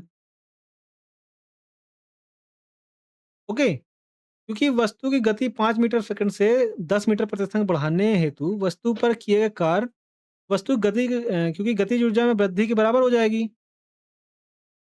है ना? क्योंकि जब 5 मीटर से वो 10 मीटर जाएगी, तो इसका मतलब वो क्या हो जाएगा? किया गया कार्य जो होगा, वो गतिज ऊर्जा में जो वृद्धि हुई ना, उसके बराबर हो जाएगी। तो किया गया कार्य कितना हो जाएगा हमारा? W इक्वल टू हाफ क्या होता है? Half m v2 minus v1, मतलब v2 का स्क्वायर माइनस v1 का स्क्वायर। हाफ देखिए देखिए काइनेटिक एनर्जी जो होता है हमारा, मतलब गतिज ऊर्जा जो होती है, हाफ mv स्क्वायर होता है ना। यहाँ से देखिए क्या हो जाएगा? Half M V2 minus V1 हो जाएगा। बस यहाँ से क्या करोगे 1/2 m की वैल्यू 4 लिख दीजिए और V2 की वैल्यू कितनी है 10 का स्क्वायर कर दीजिए और यहाँ 5 का स्क्वायर कर दीजिए। बस इसको सिंप्लीफाई करते हैं हम लोग। जब इसको आप सिंप्लीफाई करोगे तो यहाँ देखिए 2 इंटू 10 100 55 25 इसका मतलब ये 75 आ जाएगा ना। तो यहाँ से देखिए कितना आ जाएगा हमारा 150 जूल आ जाएगा। 150 जूल किसमें हमारा ए में है तो ए हमारा आंसर हो जाएगा। नेक्स्ट क्वेश्चन 212 0.1 केजी द्रव्यमान की एक गेंद को स्थिर स्थिर से गिराया जाता है। स्थिर स्थिति सॉरी स्थिर स्थिति से गिराया जाता है। जब यह 2 मीटर की दूरी से गिरती है तो गुरुत्वाकर्षण बल द्वारा किया गया कार्य कितना होगा? इसको करिए। एक देखिए गेंद का जो द्रव्यमान है ना अगर हम m की बात करें तो वो 0.1 दे रखा है मीटर। तो केजी दे रखा है क्योंकि द्रव्यमान तो केजी में होगा। और क्या हो रहा है कि ये 2 मीटर की दूरी से गिराया जाता है ना? गेंद द्व जब गेंद द्वारा ऊपर से नीचे की ओर गिरने में तय की गई दूरी कितनी है हमारी? 2 मीटर है, जिसको हम बोल देते हैं एच। एच कितना बोलते हैं? 2 मीटर। और गुरुत्वीय त्वरण जितना दे रखा है हमारा, वो दे रखा है 9.8 मीटर पर सेकंड स्क्वायर। ओके, देखिए अब यहाँ पर गुरुत्वाकर्षण बल लगने से गेंद द्वारा होने वाले कार्य इसके बराबर हो जाएगा 2 मीटर ऊंचाई पर गेंद की स्थिर ऊर्जा के बराबर। ओके, इसका मतलब कार्य क्या बराबर हो जाएगा हमारा? स्थिर ऊर्जा मतलब mgh के बराबर हो जाएगा। देखिए m कितना है हमारा 0 पॉइंट 1 मिनट 0.1 है ना ये। ओके, 0.1 ये 9.8 और ये कितना मीटर है ऊपर है 2 मीटर, ये 2 मीटर। यहाँ से आप जब इंटू करोगे मतलब यहाँ से दोनों हटा दोगे फिर भी अगर इसको इंटू करोगे तो 196 और डबल जीरो लगाओ तो 1.96 जूल आ जाएगा हमारा। और यही हमारा आंसर हो जाएगा। क्या हो जाएगा 1.96। ओके, चलिए इसका नेक्स्ट क्वेश्चन देखते हैं हम लोग। इसने बोला है एक वस्तु पर बल लगाने के बावजूद भी किया गया कार्य शून्य होगा यदि उसका विस्थापन, देखिए अगर किसी वस्तु पर किया गया कार्य उस वस्तु पर लगाए गए बल और बल की दिशा में विस्थापन के गुणनफल के बराबर होता है, ये तो हम लोग जानते हैं। और देखिए किसी वस्तु पर बल लगाने के बाद भी किया गया कार्य शून्य है तो इसका मतलब यही है कि विस्थापन जो है वो शून्य होगा, है ना? मतलब वस्तु विस्थापित ही नहीं हुई, हम उस पे कार्य लगा रहे हैं और वस्तु हिली डुली भी नहीं बिल्कुल। तो हम बोलेंगे उसका कार्य क्या है, जीरो हो जाएगा। तो अगर क्या बोला है कि कार्य शून्य होगा तो उसका विस्थापन शून्य होना चाहिए। ओके, डी है आंसर इसका। 214 की बात करें। एक लड़का 120 न्यूटन भार वाले एक बक्से को 20 मीटर ऊंचाई तक उठाता है, ठीक है? उसके द्वारा किया गया कार्य कितना होगा?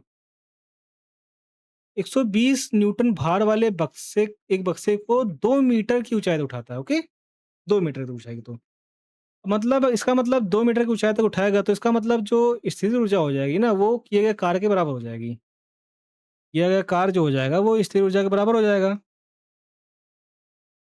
तो यहाँ से क्या करोगे, m की वैल्यू कितनी है हमारी 120, 1 मिनट, mg कितना हो जाएगा 120 और h कितने मीटर 2 मीटर उठा रहा है तो 12 24 जूल कितना कार्य करेगा? तो 240 कितना है सी में है तो सी हमारा आंसर हो जाएगा। 215 नंबर बोला है कि यदि कार्य का मान धनात्मक है तो जिस निकाय पर कार्य हो रहा है उसकी ऊर्जा ह्रास होगी या उसका मान शून्य होगा या निकाय रहेगा या नियत रहेगा या उसकी ऊर्जा में वृद्धि होगी। तो सिंपल सी बात, पहले सबसे पहले ऊर्जा की बात करें तो देखिए ऊर्जा एक ऐसा कारक होता है जो कार्य करने के लिए आवश्यक होता है ना? मतलब जिस कारण से किसी वस्तु में कार्य करने की क्षमता होती है उसे ऊर्जा कहते हैं। तो इससे यही पता चलता है यदि कार्य का मान धनात्मक हो तो निकाय पर हो रहे कार्य पर ऊर्जा में वृद्धि होगी। तो ऊर्जा में वृद्धि होगी किसमें है? ऊर्जा में वृद्धि हमारा डी में है तो ये होगा। ओके, चलिए 216 की बात करते हैं। निम्नलिखित में से किसमें कोई कार्य नहीं किया जाता है? कोई कार्य नहीं किया जाता किसमें? देखिए, कपिल अपने कंधे पे 10 किलोग्राम भार लेकर खड़ा है। अगर कोई कार मतलब अगर 10 किलोग्राम भार लेकर खड़ा है, तो इसका मतलब क्या हो रहा है कि कोई विस्थापन नहीं हो रहा, तो इसका मतलब यही हमारा आंसर हो जाएगा कि इसमें कोई कार नहीं होगा। 4 किलोमीटर चलता है, तो इसका मतलब 4 किलोमीटर विस्थापित हो रहा है। कुली किसी बस से किसी कार तक एक वज़न ले जाता है, इसका मतलब वो भी विस्थापित हो रहा है। अर्जुन में क्रिकेट खेलता है, इसका मतलब वो भी क्या होगा, मतलब वहाँ भी कार होगा। ओके, चलिए अपने नेक्स्ट क्वेश्चन चलते हैं। कार शून्य होने की स्थिति में विस्थापन और लगाए गए बल के बीच का कोण कितना होगा? तो इन दोनों के बीच के बल कितना होना चाहिए हमारा? सबसे पहली बात ये है कि कार शून्य होने की स्थिति में विस्थापन और लगाए गए बल के बीच का कोण कितना होना चाहिए? वो होना चाहिए 90 डिग्री। जब 90 डिग्री होगा तो cos थीटा इक्वल टू कितना हो जाएगा हमारा? कॉस कॉस 90 की वैल्यू कितनी हो जाएगी हमारी? 0 हो जाएगी। जिससे हमारा क्या हो जाएगा? कार क्या हो जाएगा? वो 0 हो जाएगा। है ना? कार क्या हो जाएगा? वो 0 हो जाएगा। तो थीटा की वैल्यू कितनी हो जाएगी भाई? 90। इससे हम लोग कर रहे हैं W equal to F S cos theta. और यहाँ थीटा की जगह 90 डिग्री रख दिया। ओके, इससे आ जा रहा है और इसकी वैल्यू कितनी हो जाएगी भाई? 0 हो जाती है। और यहाँ एफ 0 नहीं है। ओके, तो ध्यान रखिएगा। चलिए, 258 नंबर में बोल रहा है कि एक कुली 100 मीटर की दूरी तक 500 न्यूटन का भार उठा के चलता है। उसके द्वारा किया गया कार्य। तो देखिए, ये कोई कुली है, कोई भार लिए हैं। ओके, कोई भार लिए हैं। इसका मतलब बल किसकी किधर लग रहा होगा? ऊपर की ओर लग रहा होगा। और ये चल किधर रहे हैं? इधर चल रहे हैं। तो आप देख रहे हो कि फ़ोर्स और विस्थापन, मतलब अगर आप विस्थापन को हम एस बोल दें और फ़ोर्स को एफ बोल दें, तो इनके बीच क्या कोण बन रहा है? 90 डिग्री कोण बन रहा है ना? अगर कोण 90 डिग्री बनता है, तो इसका मतलब कॉस 90 की वैल्यू कितनी होती है हमारी? 0। यहाँ से क्या हो जाएगा? W equal to F S cos theta. यहाँ से क्या हो जाएगा? ये 0 हो जाएगा, तो W भी हमारा कितना हो जाएगा? 0 हो जाएगा। मतलब वर्क कितना हो जाएगा? 0 हो जाएगा। इसका मतलब अगर 100 मीटर तक अगर 500 न्यूटन का भार उठा के चल रहा है, तो इसका मतलब उसको कार कितना करेगा? 0 करेगा वो कार। ओके? चलिए, नेक्स्ट क्वेश्चन देखते हैं हम लोग अपना। निम्न में से किस मामले में कोई कार नहीं होता? तो इसमें बताइए, एक पंप कुएँ से पानी निकाल रहा है, ठीक? एक गधा अपनी पीठ पर वज़न लेकर चल रहा है। अब यही होगा, एक गधा अपनी पीठ पे वज़न लेकर चल रहा है। क्योंकि अगर वो अपनी पीठ पे अगर वो अपनी पीठ पे कोई वज़न लेके चल रहा है, तो क्या होगा कि फ़ोर्स और जो विस्थापन है ना, उनके बीच का क्या हो जाएगा, एंगल जो हो जाएगा वो 90 डिग्री हो जाएगा, तो इसलिए ये सही हो जाएगा। मतलब कार्य नहीं कर रहा है गधा। ओके, चलिए। क्वेश्चन नंबर 220 की बात करें, तो इसमें क्या बोला है देखिए, 20 न्यूटन का बल किसी वस्तु पर कार्य कर रहा है। वस्तु बल की दिशा में 4 मीटर विस्थापित होती है, तो किया गया कार्य। तो क्योंकि बल की दिशा में विस्थापित हो रहा है, तो किया गया कार्य कितना हो जाएगा? W equal to F D हो जाएगा। है ना? और एफ एफ हमारा कितना दे रखा है? 20 न्यूटन, और डी कितना दे रखा है? 4 मीटर। यहाँ से देखिए 20 इंटू 4 कर दीजिए बस। यहाँ से वर्ग कितना आ जाएगा हमारा? सॉरी, कार्य कितना आ जाएगा? ये कार्य कितना आ जाएगा? 80 जूल। 80 जूल किसमें हमारा? डी में है, तो डी हमारा आंसर हो जाएगा। 221, एक मजदूर भूमि से 50 केजी का सामान उठाता है और उसे भूमि से 1 मीटर ऊपर अपने सिर पर रखता है। उसके द्वारा समान पर किए गए कार्य की गणना कीजिए। क्योंकि वो ज़मीन से 1 मीटर ऊपर उठा रहा है ना, इसलिए क्या हो रहा है कि ज़मीन से 1 मीटर ऊपर उठा रहा है, इसका मतलब जो किया गया कार्य है ना, वो स्थिर ऊर्जा के रूप में भी इसमें आ जाएगा। तो किया गया कार्य जो हमारा हो जाएगा, वो mgh हो जाएगा। क्योंकि 1 मीटर ऊपर उठा रहा है, इसका मतलब विस्थापित कर रहा है। यहाँ देखिए 15 केजी, मतलब m की वैल्यू 15 है, g की वैल्यू कितनी है? 10 दे रखी है, और 1 मीटर ऊपर उठा रहा है, तो इसका मतलब ये। इसका मतलब जो W हो जाएगा ना, वो 150 हो जाएगा, 150 जूल। 150 जूल किसमें है हमारा? 150 जूल हमारा बी में है, तो बी हमारा आंसर हो जाएगा। नेक्स्ट क्वेश्चन, कार होता है यदि वस्तु में, बताइए, इसका आंसर बताइए। कार कब होता है? जब वस्तु में ऊर्जा होती है। ओके, हमारा इसका आंसर जाएगा जब वस्तु में ऊर्जा हो तो। क्योंकि कार्य करने की क्षमता को ऊर्जा कहते हैं। है ना? कार्य करने की क्षमता को ऊर्जा कहते हैं। तो इससे स्पष्ट होता है कि किसी भी वस्तु में ऊर्जा है, तो वह वस्तु कार्य कर सकती है। कार्य में केवल परिमाण होता है तथा कोई दिशा नहीं होती, ये आप लोग जानते हैं। ऊर्जा और कार्य दोनों मात्रक जूल होते हैं, ये हम लोग पीछे वही कई बार देख चुके हैं। 1 जूल कार्य करने के लिए आवश्यक ऊर्जा की मात्रा 1 जूल होती है। ऊर्जा का जो बड़ा मात्रक होता है, वो क्या होता है? किलो जूल, है ना? 1 किलो जूल बराबर कितना होता है? ये बताइए, 1 किलो जूल बराबर कितने जूल होता है? 1000 जूल होता है। ओके? ठीक। चलिए, नेक्स्ट क्वेश्चन देखते हैं इसका हम लोग। 223 बोल रहा है किसी वस्तु पे किया गया कार्य निम्नलिखित में किस पर निर्भर नहीं करता? देखिए, वस्तु के द्रव्यमान, हाँ, वस्तु के द्रव्यमान पर निर्भर नहीं करता है, क्योंकि प्रयुक्त बल पर तो निर्भर करता है, विस्थापन पर करता है, और बल और विस्थापन दोनों पर करता है। देखिए, होता क्या है, किसी वस्तु पर किया गया कार्य वस्तु के द्रव्यमान पर निर्भर नहीं करता, क्योंकि होता क्या है, कार्य का अर्थ क्या है? बल लगाकर किसी वस्तु को बल की दिशा में विस्थापन करने की क्रिया को हम लोग कार्य कहते हैं। और कार्य होता भी है बल गुणे बल की दिशा में विस्थापन। देखिए, इससे स्पष्ट हो रहा है कि किसी वस्तु पर किया गया कार्य बल तथा विस्थापन पर निर्भर होता है, ना कि वस्तु के द्रव्यमान पर। ओके, इतना चीज ध्यान रखेंगे हम लोग। चलिए, 224 की बात करें। एक मजदूर 10 केजी का सामान भूमि से उठाकर 1.2 मीटर ऊपर अपने सिर पर रखता है। उसके द्वारा सामान पर किए गए कार्य की गणना कीजिए। तो देखिए, इस तरह के हम लोगों ने काफ़ी सवाल कर लिए, ये आप लोग जल्दी से बता दीजिए। जैसे मैंने बता दिया है कि कार्य जो होगा वो स्थितिज ऊर्जा के रूप में आ जाएगा। ओके? यहाँ से देखिए, सब कुछ दे रखा है, एम दे रखा है, 10 केजी दे रखा है, और जी दे रखा है, वो 10 दे रखा है, और एच दे रखा है, 1.2 दे रखा है। यहाँ से आप देखोगे कि अगर हम यहाँ से दशमलव हटा लोगे, तो यहाँ से 0 एक काट दीजिए, तो इसका मतलब 120 आ जाएगा ना? 120 जूल किसमें हमारा? 120 जूल है हमारा ए में। ए हमारा आंसर हो जाएगा इसका। 225 को देखते हैं हम लोग। किसी वस्तु द्वारा किया गया कार्य 56 जूल है, और तथा उस पर लगाया गया बल 7 न्यूटन है, तो विस्थापन ज्ञात कीजिए। किया गया कार्य 56 जूल है, तो हमें विस्थापन निकालना है, तो सिंपल सा हम लोग एक फॉर्मूला लगाते हैं, W इक्वल टू एफ और एस, एफ इंटू एस। यहाँ से देखिए, W इक्वल टू 56 जूल दे रखा है, और एफ जो रखा 7 न्यूटन दे रखा है, तो एस हम लोग निकाल सकते हैं, तो एस इक्वल टू कितना हो जाएगा? 7 बटे 56, है ना? तो 8 मीटर, है ना? 8 मीटर, 8 मीटर किसमें हमारा? सी में है, तो सी हमारा आंसर हो जाएगा। Question number 226। 10 न्यूटन का बल किसी वस्तु पर कार्य कर रहा है, तो वस्तु बल की दिशा में 5 मीटर विस्थापित होती है, तो किया गया कार्य?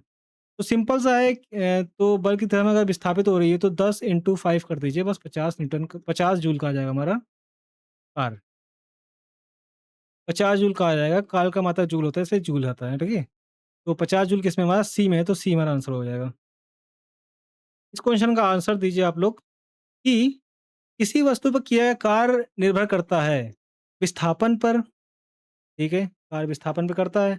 बल और विस्थापन के बीच कोण पर, ये भी करता है। प्रयुक्त बल पे करता है, डी नहीं है, तो डी जिसमें है वो हटा दीजिए। डी इसमें है, तो ये नहीं होगा, डी इसमें है, ये नहीं होगा, डी इसमें है, ये नहीं होगा, तो यही हमारा आंसर हो जाएगा। सॉरी, डी हमारा आंसर हो जाएगा, स्मॉल डी वाला, क्योंकि कैपिटल डी जो है वो हमारा विस्थापन को बता रहा है। ओके? विस्थापन नहीं भी, वो सॉरी, विस्थापन के द्रव्यमान पर, वस्तु के द्रव्यमान को बता रहा है कैपिटल डी। चलिए, इसका क्वेश्चन नंबर 228 देख लेते हैं। इसको करिए। इसे बोला है अगर F इक्वल टू 0 हो, तो किया गया कार्य कितना होगा? तो सिंपल सा है, किया गया कार्य 0 हो जाएगा। ओके? किया गया कार्य 0 हो जाएगा। 229 की बात करें, एक पोर्टल मतलब कुली जमीन से 12 केजी सामान उठाकर उसे इतने मीटर ऊपर अपने सिर पर रखता है। सामान पर उसके द्वारा किया गया कार्य, तो सिंपल सा है, इसको हम लोग कई बार कर चुके हैं। W इक्वल टू mg लगाएँगे हम लोग, mgh लगाएँगे। यहाँ से W क्या हो जाएगा? M कितना है हमारा? 12 केजी है, और ये 10 है, और ये कितना है? 1.5, है ना? यहाँ से देखिए कितना आ जाएगा? 15 दूनी 30, 0 15 तीन 18, है ना? 180, 180 जूल आ जाएगा। 180 जूल किसमें? हमारा सी में है, तो सी हमारा इसका आंसर हो जाएगा। 230 नंबर देखते हैं। एक वस्तु पर 25 न्यूटन का बल कार्य कर रहा है। वस्तु को बल की दिशा में 5 मीटर तक ले जाया जाता है। बल द्वारा किया गया कार्य कितना है? बल की दिशा में ले जाया जा रहा है तो इसका 25 देखिए किया गया कार्य कितना हो जाएगा 25 इंटू 5 कर दीजिए बस। तो 25 25 5 10 तो 12 125 जूल। 125 जूल किसमें हमारा? 125 जूल हमारा सी में है तो हमारा सी आंसर हो जाएगा। तो ये इसका नेक्स्ट क्वेश्चन, यदि कोई आदमी दीवार को धक्का दे लेकिन उसे विस्थापित ना कर सके तो वह बिल्कुल भी कार्य नहीं कर रहा होता है। तो बिल्कुल कोई कार्य नहीं कर रहा होता है इसका मतलब डी है। बिल्कुल कोई कार्य नहीं। तो हमारा ये क्या आ जाएगा हमारा? डी आ जाएगा इसका आंसर, क्योंकि विस्थापन होना ज़रूरी है कार के लिए। यदि कोई व्यक्ति बायो न्यूटन के स्थिर बल से 4 मीटर चलता है, स्थिर बल से 4 मीटर चलता है तो उसके द्वारा किया गया कार्य कितना होगा? तो सिंपल सा बात, इसका मतलब 4 मीटर चलता है, इसका मतलब अगर 12 न्यूटन के बल से 4 मीटर चलता है, इसका मतलब उसका विस्थापन कितना है? 4 मीटर है। तो अगर विस्थापन है तो हम इसका कार्य निकाल सकते हैं। तो किया गया कार्य कितना हो जाएगा? 12 गुणे हम बस हमें क्या कितना पड़ेगा? 4 करना पड़ेगा। आप लोगों को फॉर्मूला अब याद हो गया है। तो हम लोग फॉर्मूला लिख रहे हैं, डायरेक्ट इसको कर रहे हैं, ठीक है? यहाँ देखिए W इक्वल टू कितना है? 12 चौक 48 है ना? 48 जूल आ जाएगा। 48 जूल हमारा सी में है तो सी हमारा आंसर हो जाएगा। किसी पिंड द्वारा किया गया कार्य निम्नलिखित में से किस पर निर्भर नहीं करता है? किस पर निर्भर नहीं करता बताइए? विस्थापन पर करता है, बल विस्थापन के बीच कोण पर करता है, लगाए गए बल पे करता है, लेकिन वस्तु के प्रारंभिक वेग पर नहीं करता है। क्योंकि हमने देखा कार्य बराबर क्या होता है?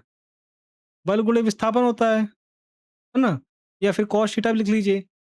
तो अगर हम कॉस थीटा भी लिख लेते हैं, ये होता है हमारा किया गया कार्य। यहाँ देखिए क्या हो जाएगा, वस्तु के प्रारंभिक वेग पर कोई मतलब नहीं निर्भर करता है, इसलिए हमारा इसका आंसर ए हो जाएगा। ओके, चलिए क्वेश्चन नंबर नेक्स्ट देखते हैं। इसमें बोला है ना होने पर किया गया कार्य शून्य होता है। किसके ना होने पर किया गया कार्य शून्य होता है? अगर विस्थापन नहीं होगा, देखिए सिंपल सा है, अगर विस्थापन विस्थापन नहीं होगा तो कार्य शून्य होगा, सिंपल सी बात। अगर विस्थापित नहीं कर पाओ किसी वस्तु पर, अगर बल कितना भी लगाइए आप, अगर वो वस्तु विस्थापित नहीं हो रही तो किया गया कार्य शून्य होगा। ओके, चलिए। कार्य हुआ है ऐसा कहने के लिए 2 शर्तें पूरी होनी चाहिए। क्या होना चाहिए?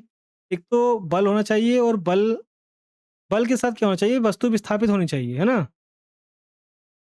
तो कार्य हुआ है तो ऐसे कहने के लिए 2 शर्तें होनी चाहिए, उसमें से एक वस्तु विस्थापित होनी चाहिए। किसका क्या हो जाएगा हमारा? वस्तु विस्थापित होनी चाहिए, हमारा बी है। ये होना ही चाहिए। चलिए, बल और विस्थापन गुणनफल कहलाता है, क्या होता है बताइए आप लोग? इसका आंसर आप लोग दीजिए। इसका आंसर आप लोग दीजिए, क्या हो जाएगा? इसका आंसर हो जाएगा सी, कार्य ना? चलिए, कार्य किसका गुणनफल है? कार्य जो है हमारा बल और वस्तु के विस्थापन के ना, सी हमारा आंसर हो जाएगा, सी। कार्य किस पर निर्भर नहीं करता है? कार्य किस पर निर्भर नहीं करता? संवेग पर निर्भर नहीं करता, है ना? कार्य जो है वो केवल बल और बल वस्तु बल की दिशा में विस्थापन के पे निर्भर करता है, संवेग पर निर्भर नहीं करता है। ओके, चलिए डी हो जाएगा इसका आंसर। इसमें बोला है कि यदि इसमें बोला है, क्या बोला है? यदि किसी वस्तु पर लगाया गया स्थिर बल, बल की दिशा में वस्तु को विस्थापित करता है तो बल एवं दूर के गुणनफल को क्या कहते हैं? सॉरी, दूरी के गुणनफल को क्या कहते हैं? वो किया गया कार्य कहते हैं। हमारा बी आंसर हो जाएगा इसका। ये क्वेश्चन दे रखा है, किसी पिंड पर कार्य तभी किया जाता है जब, देखिए, वह निश्चित दूरी तक आगे बढ़े या उसमें विस्थापन हो, उस पर बल लगाया जाए। तो देखिए, जब हम किसी वस्तु पर मतलब किसी किसी पिंड पर कार्य तभी किया जाता है जब, देखिए, जब उसका मैकेनिकल प्रभाव जो है के माध्यम से ऊर्जा परिवर्तन का अनुभव करे वो चीज़, है ना? ये हमारा आंसर हो जाएगा ए। मतलब यांत्रिक प्रभाव के माध्यम से ऊर्जा परिवर्तन का अनुभव करेगा तो वहाँ पर क्या होगा, वो पिंड पिंड क्या होगा, कार्य माना जाएगा। चलिए, किसी वस्तु द्वारा कार्य करने की क्षमता अर्थात उसमें निहित ऊर्जा किस पर निर्भर करती है? वस्तु के द्रव्यमान और आयतन पर, निश्चित दिशा में वस्तु की गति पर, कार्य करने वाली वस्तु की स्थिति और अवस्था पर, है ना? और वस्तु के परिमाण और दिशा पर। तो कार्य करने वाली वस्तु की स्थिति पर और अवस्था पर निर्भर करती है ये। ओके, ये हमारा आंसर हो जाएगा। ऊर्जा किस पर निर्भर करती है? कार्य करने वाली वस्तु की स्थिति और अवस्था पर निर्भर करती है। चलिए, इसे बोला है, एक मजदूर भूमि से 10 किलोग्राम का एक सामान इतने मीटर तक ऊपर उठाता है। अपने सिर पर रखता है, उसके द्वारा किया गया सिंपल सा है, इसको बस F is equal sorry F W is equal to MGH लगा दीजिए बस। क्योंकि वो ऊपर उठा रहा है तो ये स्टेरियो में आ जाएगा, तो बस यहाँ से एम क्या हो जाएगा 10 हो जाएगा, यहाँ जी 10 हो जाएगा, ये एच कितना है 1.1। ओके, तो यहाँ से देखिए आप कितना आ जाएगा 110 आ जाएगा। 110 जूल आ जाएगा, 110 जूल किसमें हमारा डी में है, तो डी हमारा आंसर हो जाएगा। इसमें देखिए क्या बोल रहा है कि गतिमान कार के विपरीत दिशा में आने वाले हवा द्वारा कार पर किया गया कार्य कैसा होगा? क्योंकि देखिए जब गति करती हुई एक कार विपरीत दिशा में आती हुई हवा का सामना करती है, तो हवा द्वारा कार पर लगाया गया बल कार के विस्थापन के विपरीत कार्य करता है ना? क्योंकि हवा जो बल लगा रहा है वो कार के चलने के विपरीत दिशा में है और विस्थापन किधर हो रही है, बल की दिशा में विस्थापित हो रही कार। तो हवा उसके अपोजिट दिशा में है और लगाए गए बल की दिशा और तथा वस्तु के विस्थापन के बीच 180 डिग्री का यहाँ कोण बन जाएगा, आप लोग भी जानते हो। तो यहाँ से देखिए कि क्या होगा कि डब्ल्यू इक्वल टू क्या हो जाएगा, एफ डी कॉस 180 डिग्री, क्योंकि जिधर कार जा रही है, जिधर मतलब कार एफ बल लगता है, उसके विपरीत दिशा में हवा बल लगा रही है। तो ये क्या होगा, दोनों विपरीत दिशा में हो जाएँगे, इसलिए इस पे क्या हो जाएगा 180 डिग्री का एंगल बनेगा, है ना? यहाँ से देखिए डब्ल्यू क्या आ जाएगा, माइनस का एफ डी आ जाएगा ना? यहाँ से माइनस का डी आ रहा है, तो सिंपल सा है कि क्रिया का कार्य क्या हो जाएगा, ऋणात्मक हो जाएगा। तो क्रिया का कार्य क्या हो जाएगा, ऋणात्मक हो जाएगा। चलिए नेक्स्ट क्वेश्चन हम लोग को अपना देखते हैं। एक लड़की है जिसका भार 200 न्यूटन है, 2 मीटर ऊँचे वृक्ष पर चढ़ती है। यदि जी इतना है तो वृक्ष पर चढ़ने के बाद लड़की द्वारा किया गया कार्य कितना हो जाएगा? तो लड़की द्वारा किया गया कार्य कितना हो जाएगा, देखिए सिंपल सा है। अगर वो 2 मीटर तक विस्थापित हो जाए, 2 मीटर तक अगर चढ़ती है तो इसका मतलब 2 मीटर तक वो विस्थापित हो जाती है। तो इसके द्वारा लड़की द्वारा किया गया कार्य कितना हो जाएगा, W equal to F into D, है ना? एफ इंटू डी, और डी कितना हो रहा है, 2 मीटर तक विस्थापित हो रहा है, तो W equal to 200 newton into 2, इसका मतलब कितना हो जाएगा 400 joule. W equal to 400 joule, 400 joule किसमें हमारा बी में है, तो बी हमारा आंसर हो जाएगा। यदि कोई कार 50 न्यूटन के नियत बल के साथ 50 किलोमीटर की दूरी तय करती है, तो किए गए कार की गणना करें। डब्ल्यू इक्वल टू सिंपल सा लिख लीजिए कि डब्ल्यू इक्वल टू 15, सॉरी, ये जो हमारा एफ इंटू डी है ना, ये होगा, तो किया गया कार कितना हो जाएगा, डब्ल्यू इक्वल टू 500 गुणे 15 गुणे 15 कर दीजिए, और किलोमीटर दे रखा है तो इसमें क्या करो, मीटर में बदल दो, है ना? तो मीटर में बदलने के लिए 1000 से गुणा करना पड़ेगा हमें किलोमीटर को। बस सिंपल सा क्या करो कि बस इसको गुणा कर दो आपस में, 15 तिया पिछ 15 30 55 15 पीछे 75 होता है ना? तो 75 और कितने जीरो आ जाएँगे हमारे? 5 जीरो आ जाएँगे। कितने जूल कार होगा? इसका मतलब यही हमारा आंसर हो जाएगा, सी वाला। इसमें बोला तो 46 नंबर बोला है 10 न्यूटन का क्षैतिज बल 50 केजी की एक वस्तु को बल की दिशा में 2 मीटर तक विस्थापित करता है। तो बल द्वारा किया गया कार्य कितना हो जाएगा? तो सिंपल सा है, अगर किया गया कार्य कितना हो जाएगा हमारा? देखिए डब्ल्यू इक्वल टू कितना हो जाएगा?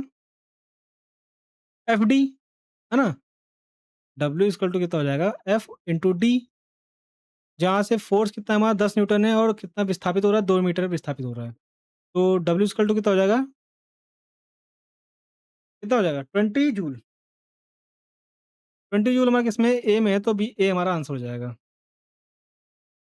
इसने बोला है 10 न्यूटन के बल के प्रभाव से कोई वस्तु बल की दिशा में 10 मीटर विस्थापित होती है, तो किया गया कार्य कितना हो जाएगा? अगर 10 मीटर विस्थापित होती है तो किया गया कार्य कितना हो जाएगा? 100 जूल हो जाएगा। ओके, अब मैं लिख नहीं रहा हूँ, डायरेक्ट कर दे रहा हूँ। 50 न्यूटन बल किसी वस्तु को 10 मीटर विस्थापित करती है, तो बल द्वारा किया गया कार्य कितना हो जाएगा? इसका आप लोग बताइए जल्दी से आंसर, डायरेक्ट आंसर बताइए। 50 इंटू 10 करेंगे तो कितना हो जाएगा हमारा? 500 जूल हो जाएगा, है ना? डायरेक्ट आंसर करिए। नेक्स्ट क्वेश्चन, यदि किसी वस्तु पर बल लगाने के बाद भी वह गतिशील नहीं होती तो क्या कहा जाएगा? तो सिंपल सा है, कोई कार्य नहीं हो रहा वहाँ पर। सिंपल से यही हम कहेंगे, किसी वस्तु पर अगर हम बल लगा रहे हैं तो अगर कोई कार्य नहीं हो रहा है तो इसका मतलब उसका विस्थापन शून्य है। विस्थापन शून्य हुआ तो इसका मतलब क्या हुआ? कोई कार्य नहीं हो रहा है। इसका मतलब इसका आंसर जो हो जाएगा वो डी हो जाएगा। 250 की बात करें तो निम्न में से कौन-सा कार का गुण नहीं है? इसमें कार्य गुण कौन-सा नहीं है देखिए, कार्य करने के लिए वस्तु पर बल लगाना आवश्यक होता है, सही है। कार केवल परिमाण होता है, सही है। कार होने के लिए वस्तु का विस्थापन आवश्यक है, सही है। कार की दिशा होती है, कार की दिशा कहाँ होती है यार? कार की दिशा नहीं होती, चलिए। ये हमारा आंसर हो जाएगा ए। कार की दिशा नहीं होती क्योंकि ये एक अधिशासी होती है ना? इसमें केवल परिमाण होता है, दिशा नहीं होती है। चलिए, इसमें बोला है एक बस 4000 न्यूटन के स्थिर बल से चलती है, बल द्वारा किया गया कार्य 2000 जूल है, तो बल द्वारा तय की गई दूरी ज्ञात कीजिए। चलिए निकालिए इसकी तय की गई दूरी। तो सिंपल सा हम लोग क्या लगाएँगे, डी इज़ इक्वल टू क्या होता है? किया गया कार्य डिवाइडेड बाई किया गया कार्य डिवाइडेड बाई बल। तो किया डी इज़ इक्वल टू कितना है? कार्य कितना कर रहा है हमारा? 2000, बल कितना लग रहा है हमारा? 4000 न्यूटन का। यहाँ से देखिए 1/2 आ जाएगा ना? इसका मतलब 0.5 मीटर। 0.5 मीटर किसमें है हमारा? डी में है, तो डी हमारा आंसर हो जाएगा। 152 की बात करें, यदि कोई व्यक्ति 50 न्यूटन का के बल से ट्रॉली को खींचता है, जिससे ट्रॉली 30 मीटर विस्थापित होती है, तो किए गए कार्य की गणना कीजिए। सिंपल सा है कि W इज़ इक्वल टू क्या हो जाएगा? 50 इंटू 30 कर दीजिए, है ना? 50 इंटू 30 कर दोगे तो कितना आ जाएगा? 5 तिया 15 और डबल 0 1500 जूल आ जाएगा। तो 1500 जूल किसमें है हमारा? ये है। तुम्हारा ए आंसर हो जाएगा। एक कुली 13 केजी के सामान को ज़मीन से इतने ऊपर उठाने अपने सिर पे रखता है, उसके द्वारा क्या तो सिंपल सी बात है, अगर इतने ऊपर उठा रहा है तो ये mgh के बराबर हो जाएगा ना? व्यक्ति द्वारा किया गया कार्य कितना हो जाएगा? स्थिर ऊर्जा के बराबर हो जाएगा। तो बस लिख लीजिए कि 13 केजी की वस्तु 10 गुरुत्वाकर्षण बल के और 1.5 मीटर उठा रहा है। इसका ना 15 तिया 45 का 5 4 5 3 9 195 195 joule. W is equal to 195 joule. Okay? चलिए नेक्स्ट क्वेश्चन देखते हैं। एक लड़का जो है 4 केजी का स्कूल बैग 30 सेकंड तक पकड़े रहता है। उसके द्वारा किया गया कार्य। अरे यार 30 सेकंड पकड़े रहेगा तो उसका मतलब वो विस्थापन ही नहीं हो रहा ना वहाँ पर। तो विस्थापन यहाँ पर क्या हो जा रहा है? D इक्वल टू 0 हो जा रहा है। अगर D इक्वल टू 0 हो जाएगा तो किया गया कार्य क्या होता है हमारा? F इंटू डी होता है। यहाँ से किया गया कार्य हमारा कितना हो जाएगा? F into 0। यहाँ से W इक्वल टू क्या हो जाएगा? 0 हो जाएगा। तो यहाँ से 0 जूल हो जाएगा, है ना? 0 जूल हो जाएगा। चलिए नेक्स्ट क्वेश्चन देखते हैं। एक बस 4000 के स्थिर बल से चलती है और 2000 का इतना। इसका भी उन्होंने किया था, कितना आया था हम लोग का आंसर? इसका आंसर अभी उन्होंने देखिए क्या किया था। ये शायद 159 फिर से आ गया ना? कोई बात नहीं, इसका 0.5 था, हम लोगों ने पीछे कर चुके हैं, फिर से आ गया, कोई बात नहीं है। चलिए 255 नंबर क्वेश्चन की बात करें, 255 नंबर देखिए, निम्न में लिखित में से कौन-सा किए गए कार्य का उदाहरण नहीं है? तो किए कार्य का उदाहरण नहीं, देखिए लकड़ी द्वारा ट्रॉली को धक्का देकर ट्रॉली को आगे बढ़ाना, ये तो है। सतह पर पड़े कंकड़ पर दबाव डालना, कंकड़ पर दबाव डालना, ये भी है। किताब को किसी ऊँचाई पर उठाना, ये भी है। ये नहीं है कि देखिए, लड़के का कमरे में दीवार को धक्का देना, जब कमरे को दीवार को धक्का देगा, दीवार हिलेगी नहीं। यही हमारा क्या है, कार का उदाहरण नहीं है। जब विस्थापित ही नहीं होगी तो हमारा ये कार भी नहीं होगा। ज इसमें देखिए 256 नंबर, जब लगाए गए बल की दिशा तथा वस्तु के विस्थापन की दिशा एक-दूसरे के लंबवत होती है, तो किया गया कार्य कितना होता है हमारा? 0 होता है। क्योंकि लंबवत होती है तो थीटा की वैल्यू 90 होती है और कॉस 90 की वैल्यू कितनी होती है? 0 होती है। और कॉस 90 अगर वैल्यू 0 है, तो किया गया कार्य कितना हो जाएगा हमारा? सिंपल सा है, किया गया कार्य कितना हो जाएगा हमारा? 0 है, कोई कार्य नहीं होगा, है ना? कोई कार्य नहीं होगा। तो हमारा आंसर कितना हो जाएगा? बी हो जाएगा। चलिए इसका नेक्स्ट क्वेश्चन करिए। यदि बल और विस्थापन के बीच कोण, तो किया गया कार्य ऋणात्मक होगा। अगर 180 डिग्री होगा तभी किया गया कार्य ऋणात्मक होगा, हाँ? चलिए नेक्स्ट क्वेश्चन देखते हैं हम लोग। ये हम देख चुके हैं। अगर 180 डिग्री कॉस्ट जो 180 डिग्री होगा वो माइनस का डब्ल्यू जो आएगा माइनस एफ डी आ जाएगा ना, तो किया गया कार्य वहाँ से ऋणात्मक हो जाएगा। चलिए, एक वस्तु पर 125 न्यूटन का बल कार्य करता है। वस्तु को बल की दिशा में 5 मीटर तक ले जाया जाता है। बल द्वारा किया गया कार्य कितना हो जाएगा? तो सिंपल सा है, W इक्वल टू क्या कर दो बस इसमें 125 इंटू 5 कर दीजिए। यहाँ से देखिए W इक्वल टू 25, 5, 10, 2, 12, 5 कम 5, 6 है ना? 625 जूल आ जाएगा हमारा। 625 जूल किसमें है हमारा? सी में है, तो सी हमारा आंसर हो जाएगा। सी नहीं है, 1 मिनट, 625 न्यूटन है। डी जो हमारा 625 जूल है, तो हमारा डी आंसर हो जाएगा। ओके। नेक्स्ट क्वेश्चन है, यदि कोई वस्तु वृत्ताकार पथ में घूमती है तो उस पर किया गया कार्य कैसा होगा? वृत्ताकार पथ पे घूम रही है तो उसके द्वारा किया गया कार्य, देखिए यदि कोई वस्तु वृत्ताकार पथ पे घुमाई जाती है तो उस पर किया गया कार्य शून्य होगा। क्यों? क्योंकि वृत्ताकार पथ में एक चक्कर में विस्थापन क्या हो जाएगा? शून्य हो जाएगा। इसी एक चक्कर लगाएगा तो उसका विस्थापन कितना हो जाएगा? 0 हो जाएगा। इसलिए किया गया कार्य कितना हो जाएगा? हमारा शून्य होगा। हमारा इसका आंसर हो जाएगा ए।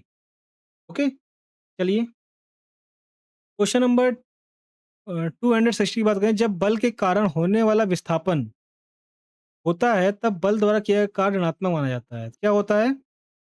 बल की दिशा में होता है, बल की विपरीत दिशा में, है ना? इसका आंसर तो यही होगा, जब हम कोई कहीं बल लगाते हैं और वो विस्थापन जो होता है बल के विपरीत दिशा में होता है, तो किया गया कार्य जो होता है वो ऋणात्मक होता है ना? तो आंसर हमारा यही हो जाएगा, बल की विपरीत दिशा में होगा। तो इसका आंसर डी हो जाएगा। ओके। चलिए नेक्स्ट क्वेश्चन देखते हैं हम लोग। 61 की बात करिए, 2 मीटर लंबाई की एक समान चेन मेज पर इस प्रकार रखी गई है कि 60 सेंटीमीटर लंबाई मेज के किनारे से नीचे लटकती है। ओके। 60 सेंटीमीटर लंबाई मेज के किनारे से नीचे लटकती है चैन। चेन का कुल द्रव्यमान 4 केजी है। पूरी चैन को मेज पर खींचने में किया गया कार्य कितना होगा? ये देखिए, ये क्वेश्चन बहुत अच्छा है और ये क्वेश्चन अभी ग्रुप डी में जैसे कि पूछा गया है, ये आगे भी आ सकता है। इस तरह के क्वेश्चन पूछे जाते हैं। ओके। तो इसमें सिंपल सा बोला है कि अगर एक मेज है, जैसे कि अगर ये मेज मैं बनाऊं, अगर ये मेज है, ओके, इस पे क्या करना है, एक चैन रखी हुई है, ये चैन रखी हुई है। देखिए इसमें चैन बना देते हैं हम लोग। ये चैन रखी है और कुछ चैन क्या कर रही है, ये ज़मीन से, मतलब ऐसे टेबल से क्या कर रही है, ऐसे लटकी हुई है, सॉरी मेज़ से ऐसे लटकी हुई है। और कितनी लटकी हुई है? 60 सेंटीमीटर, है ना? 1 मिनट, ये कितनी लटकी हुई है? 60 सेंटीमीटर लटकी हुई है। तो 2 मीटर लंबाई की एक समान चैन और चैन की लंबाई कितनी है? 2 मीटर है ना? इसका मतलब 200 सेंटीमीटर। तो इसका मतलब ये लंबाई कितनी हो जाएगी हमारी? ये लंबाई हो जाएगी हमारी 140, 140 सेंटीमीटर,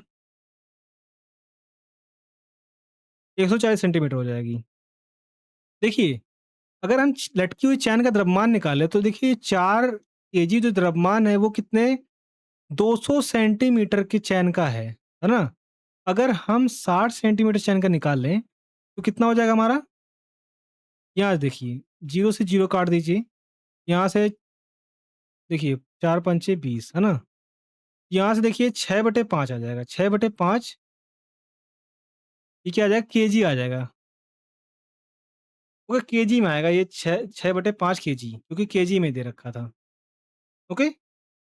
अब देखिए चैन को खींचने में किया गया कार्य कितना हो जाएगा हमारा? क्योंकि चैन जब हम खींचेंगे तो वो क्या होगा, जैसे कि ये चैन खींचेंगे तो यहाँ से ये, अभी ये स्थिर ऊर्जा में है, तो ये क्या होगा, हमारा स्थिर ऊर्जा परिवर्तित होगी, है ना? तो W इक्वल टू क्या हो जाएगा, ये परिवर्तित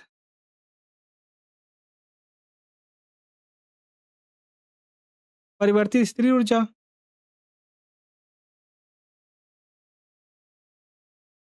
स्थितिज ऊर्जा। अगर हम पी फाइनल लिखें माइनस, ना परिवर्तित स्थिर ऊर्जा क्या होगी? पी फाइनल मतलब P initial, P final minus P initial, ये हो जाएगी ना? इसके बराबर होगी। और पी फाइनल कितनी हो जाएगी हमारी? स्थिर ऊर्जा कितनी हो जाएगी हमारी? 0 हो जाएगी। पी फाइनल जो होगी वो 0 हो जाएगी। और प्रारंभिक कितनी है?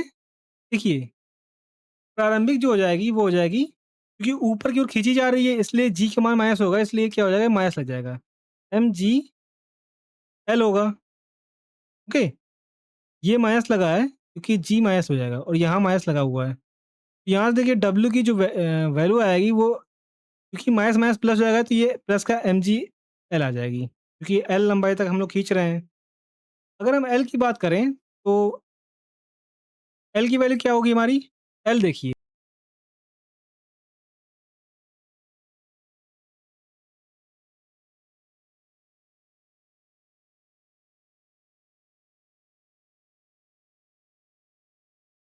आ जाएगा एल की वैल्यू कितना मीटर आ जाएगा।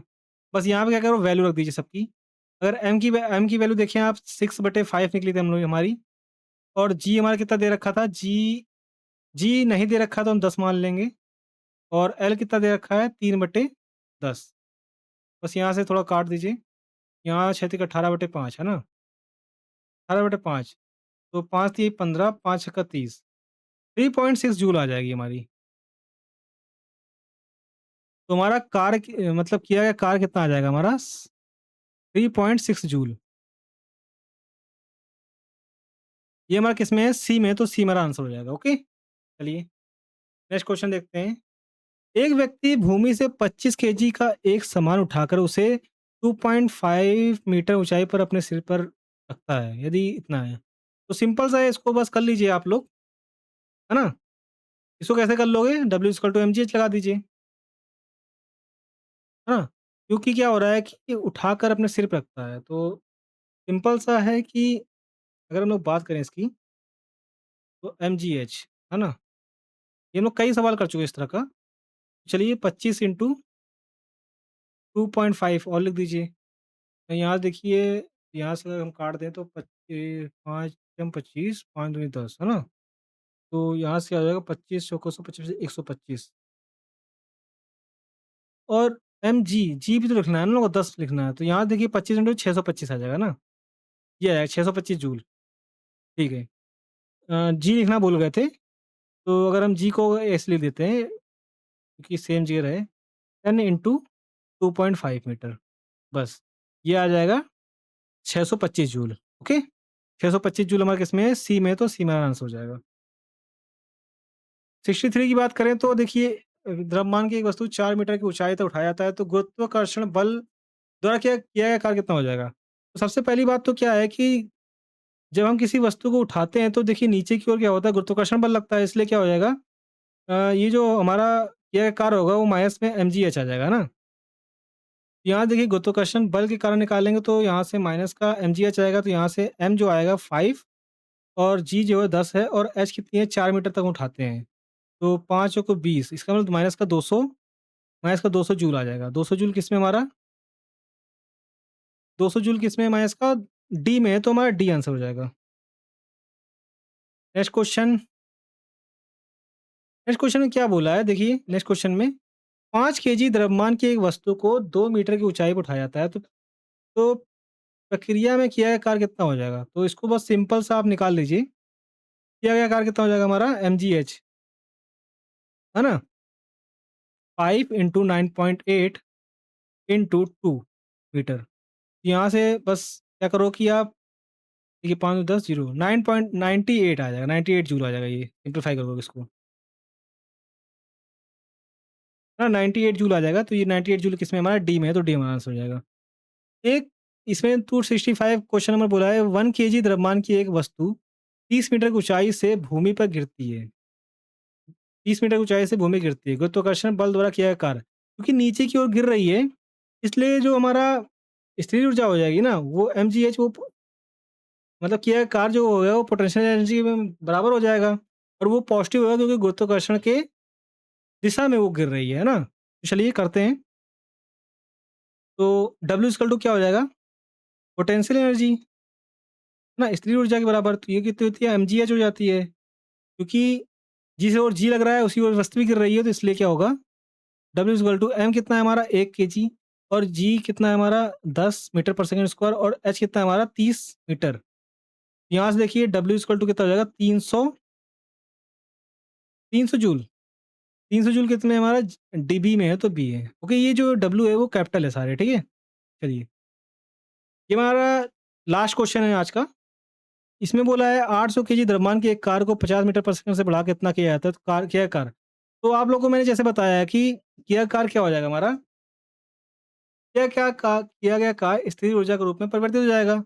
तो सिंपल सा है कि देखिए, किया गया कार्य W equal to half mv square, क्योंकि 5 मीटर पर सेकंड से 10 मीटर पर सेकंड हो जाती है, इसलिए क्या हो जाएगा half m final minus initial का square, v final minus v initial. Okay, बस यहाँ पर क्या रखो, वैल्यू पुट कर दो 1/2, और m कितना दे रखा है 800 केजी रखा है ना? और ये 10 का स्क्वायर माइनस 5 का स्क्वायर, ये हो जाएगा। बस सिंपल सा W इक्वल टू कितना हो जाएगा, ये 400, ये कितना हो जाएगा हमारा 100 माइनस 25, यहाँ से 75 आ जाएगा ये। और 75 माइनस 400 करोगे तो कितना आ जाएगा हमारा? तो 25 चौको 5 चौको 20, जीरो 5 5 7 चौको 28, 30 है ना, 30। इसका मतलब ये आ जाएगा 30,000,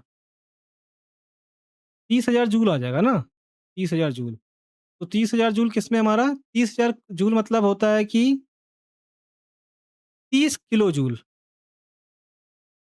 30 किलो जूल हमारा ए में है, तो हमारा ए आंसर हो जाएगा। तो गाइस ये रहे आज के क्वेश्चन। आज के लिए इतना ही। अगर वीडियो अच्छी लगी हो तो लाइक करिएगा, और चैनल को अगर न्यू है तो सब्सक्राइब कर लीजिएगा। मिलते हैं कल न्यू क्वेश्चन के साथ। अभी के लिए बाय बाय, थैंक यू।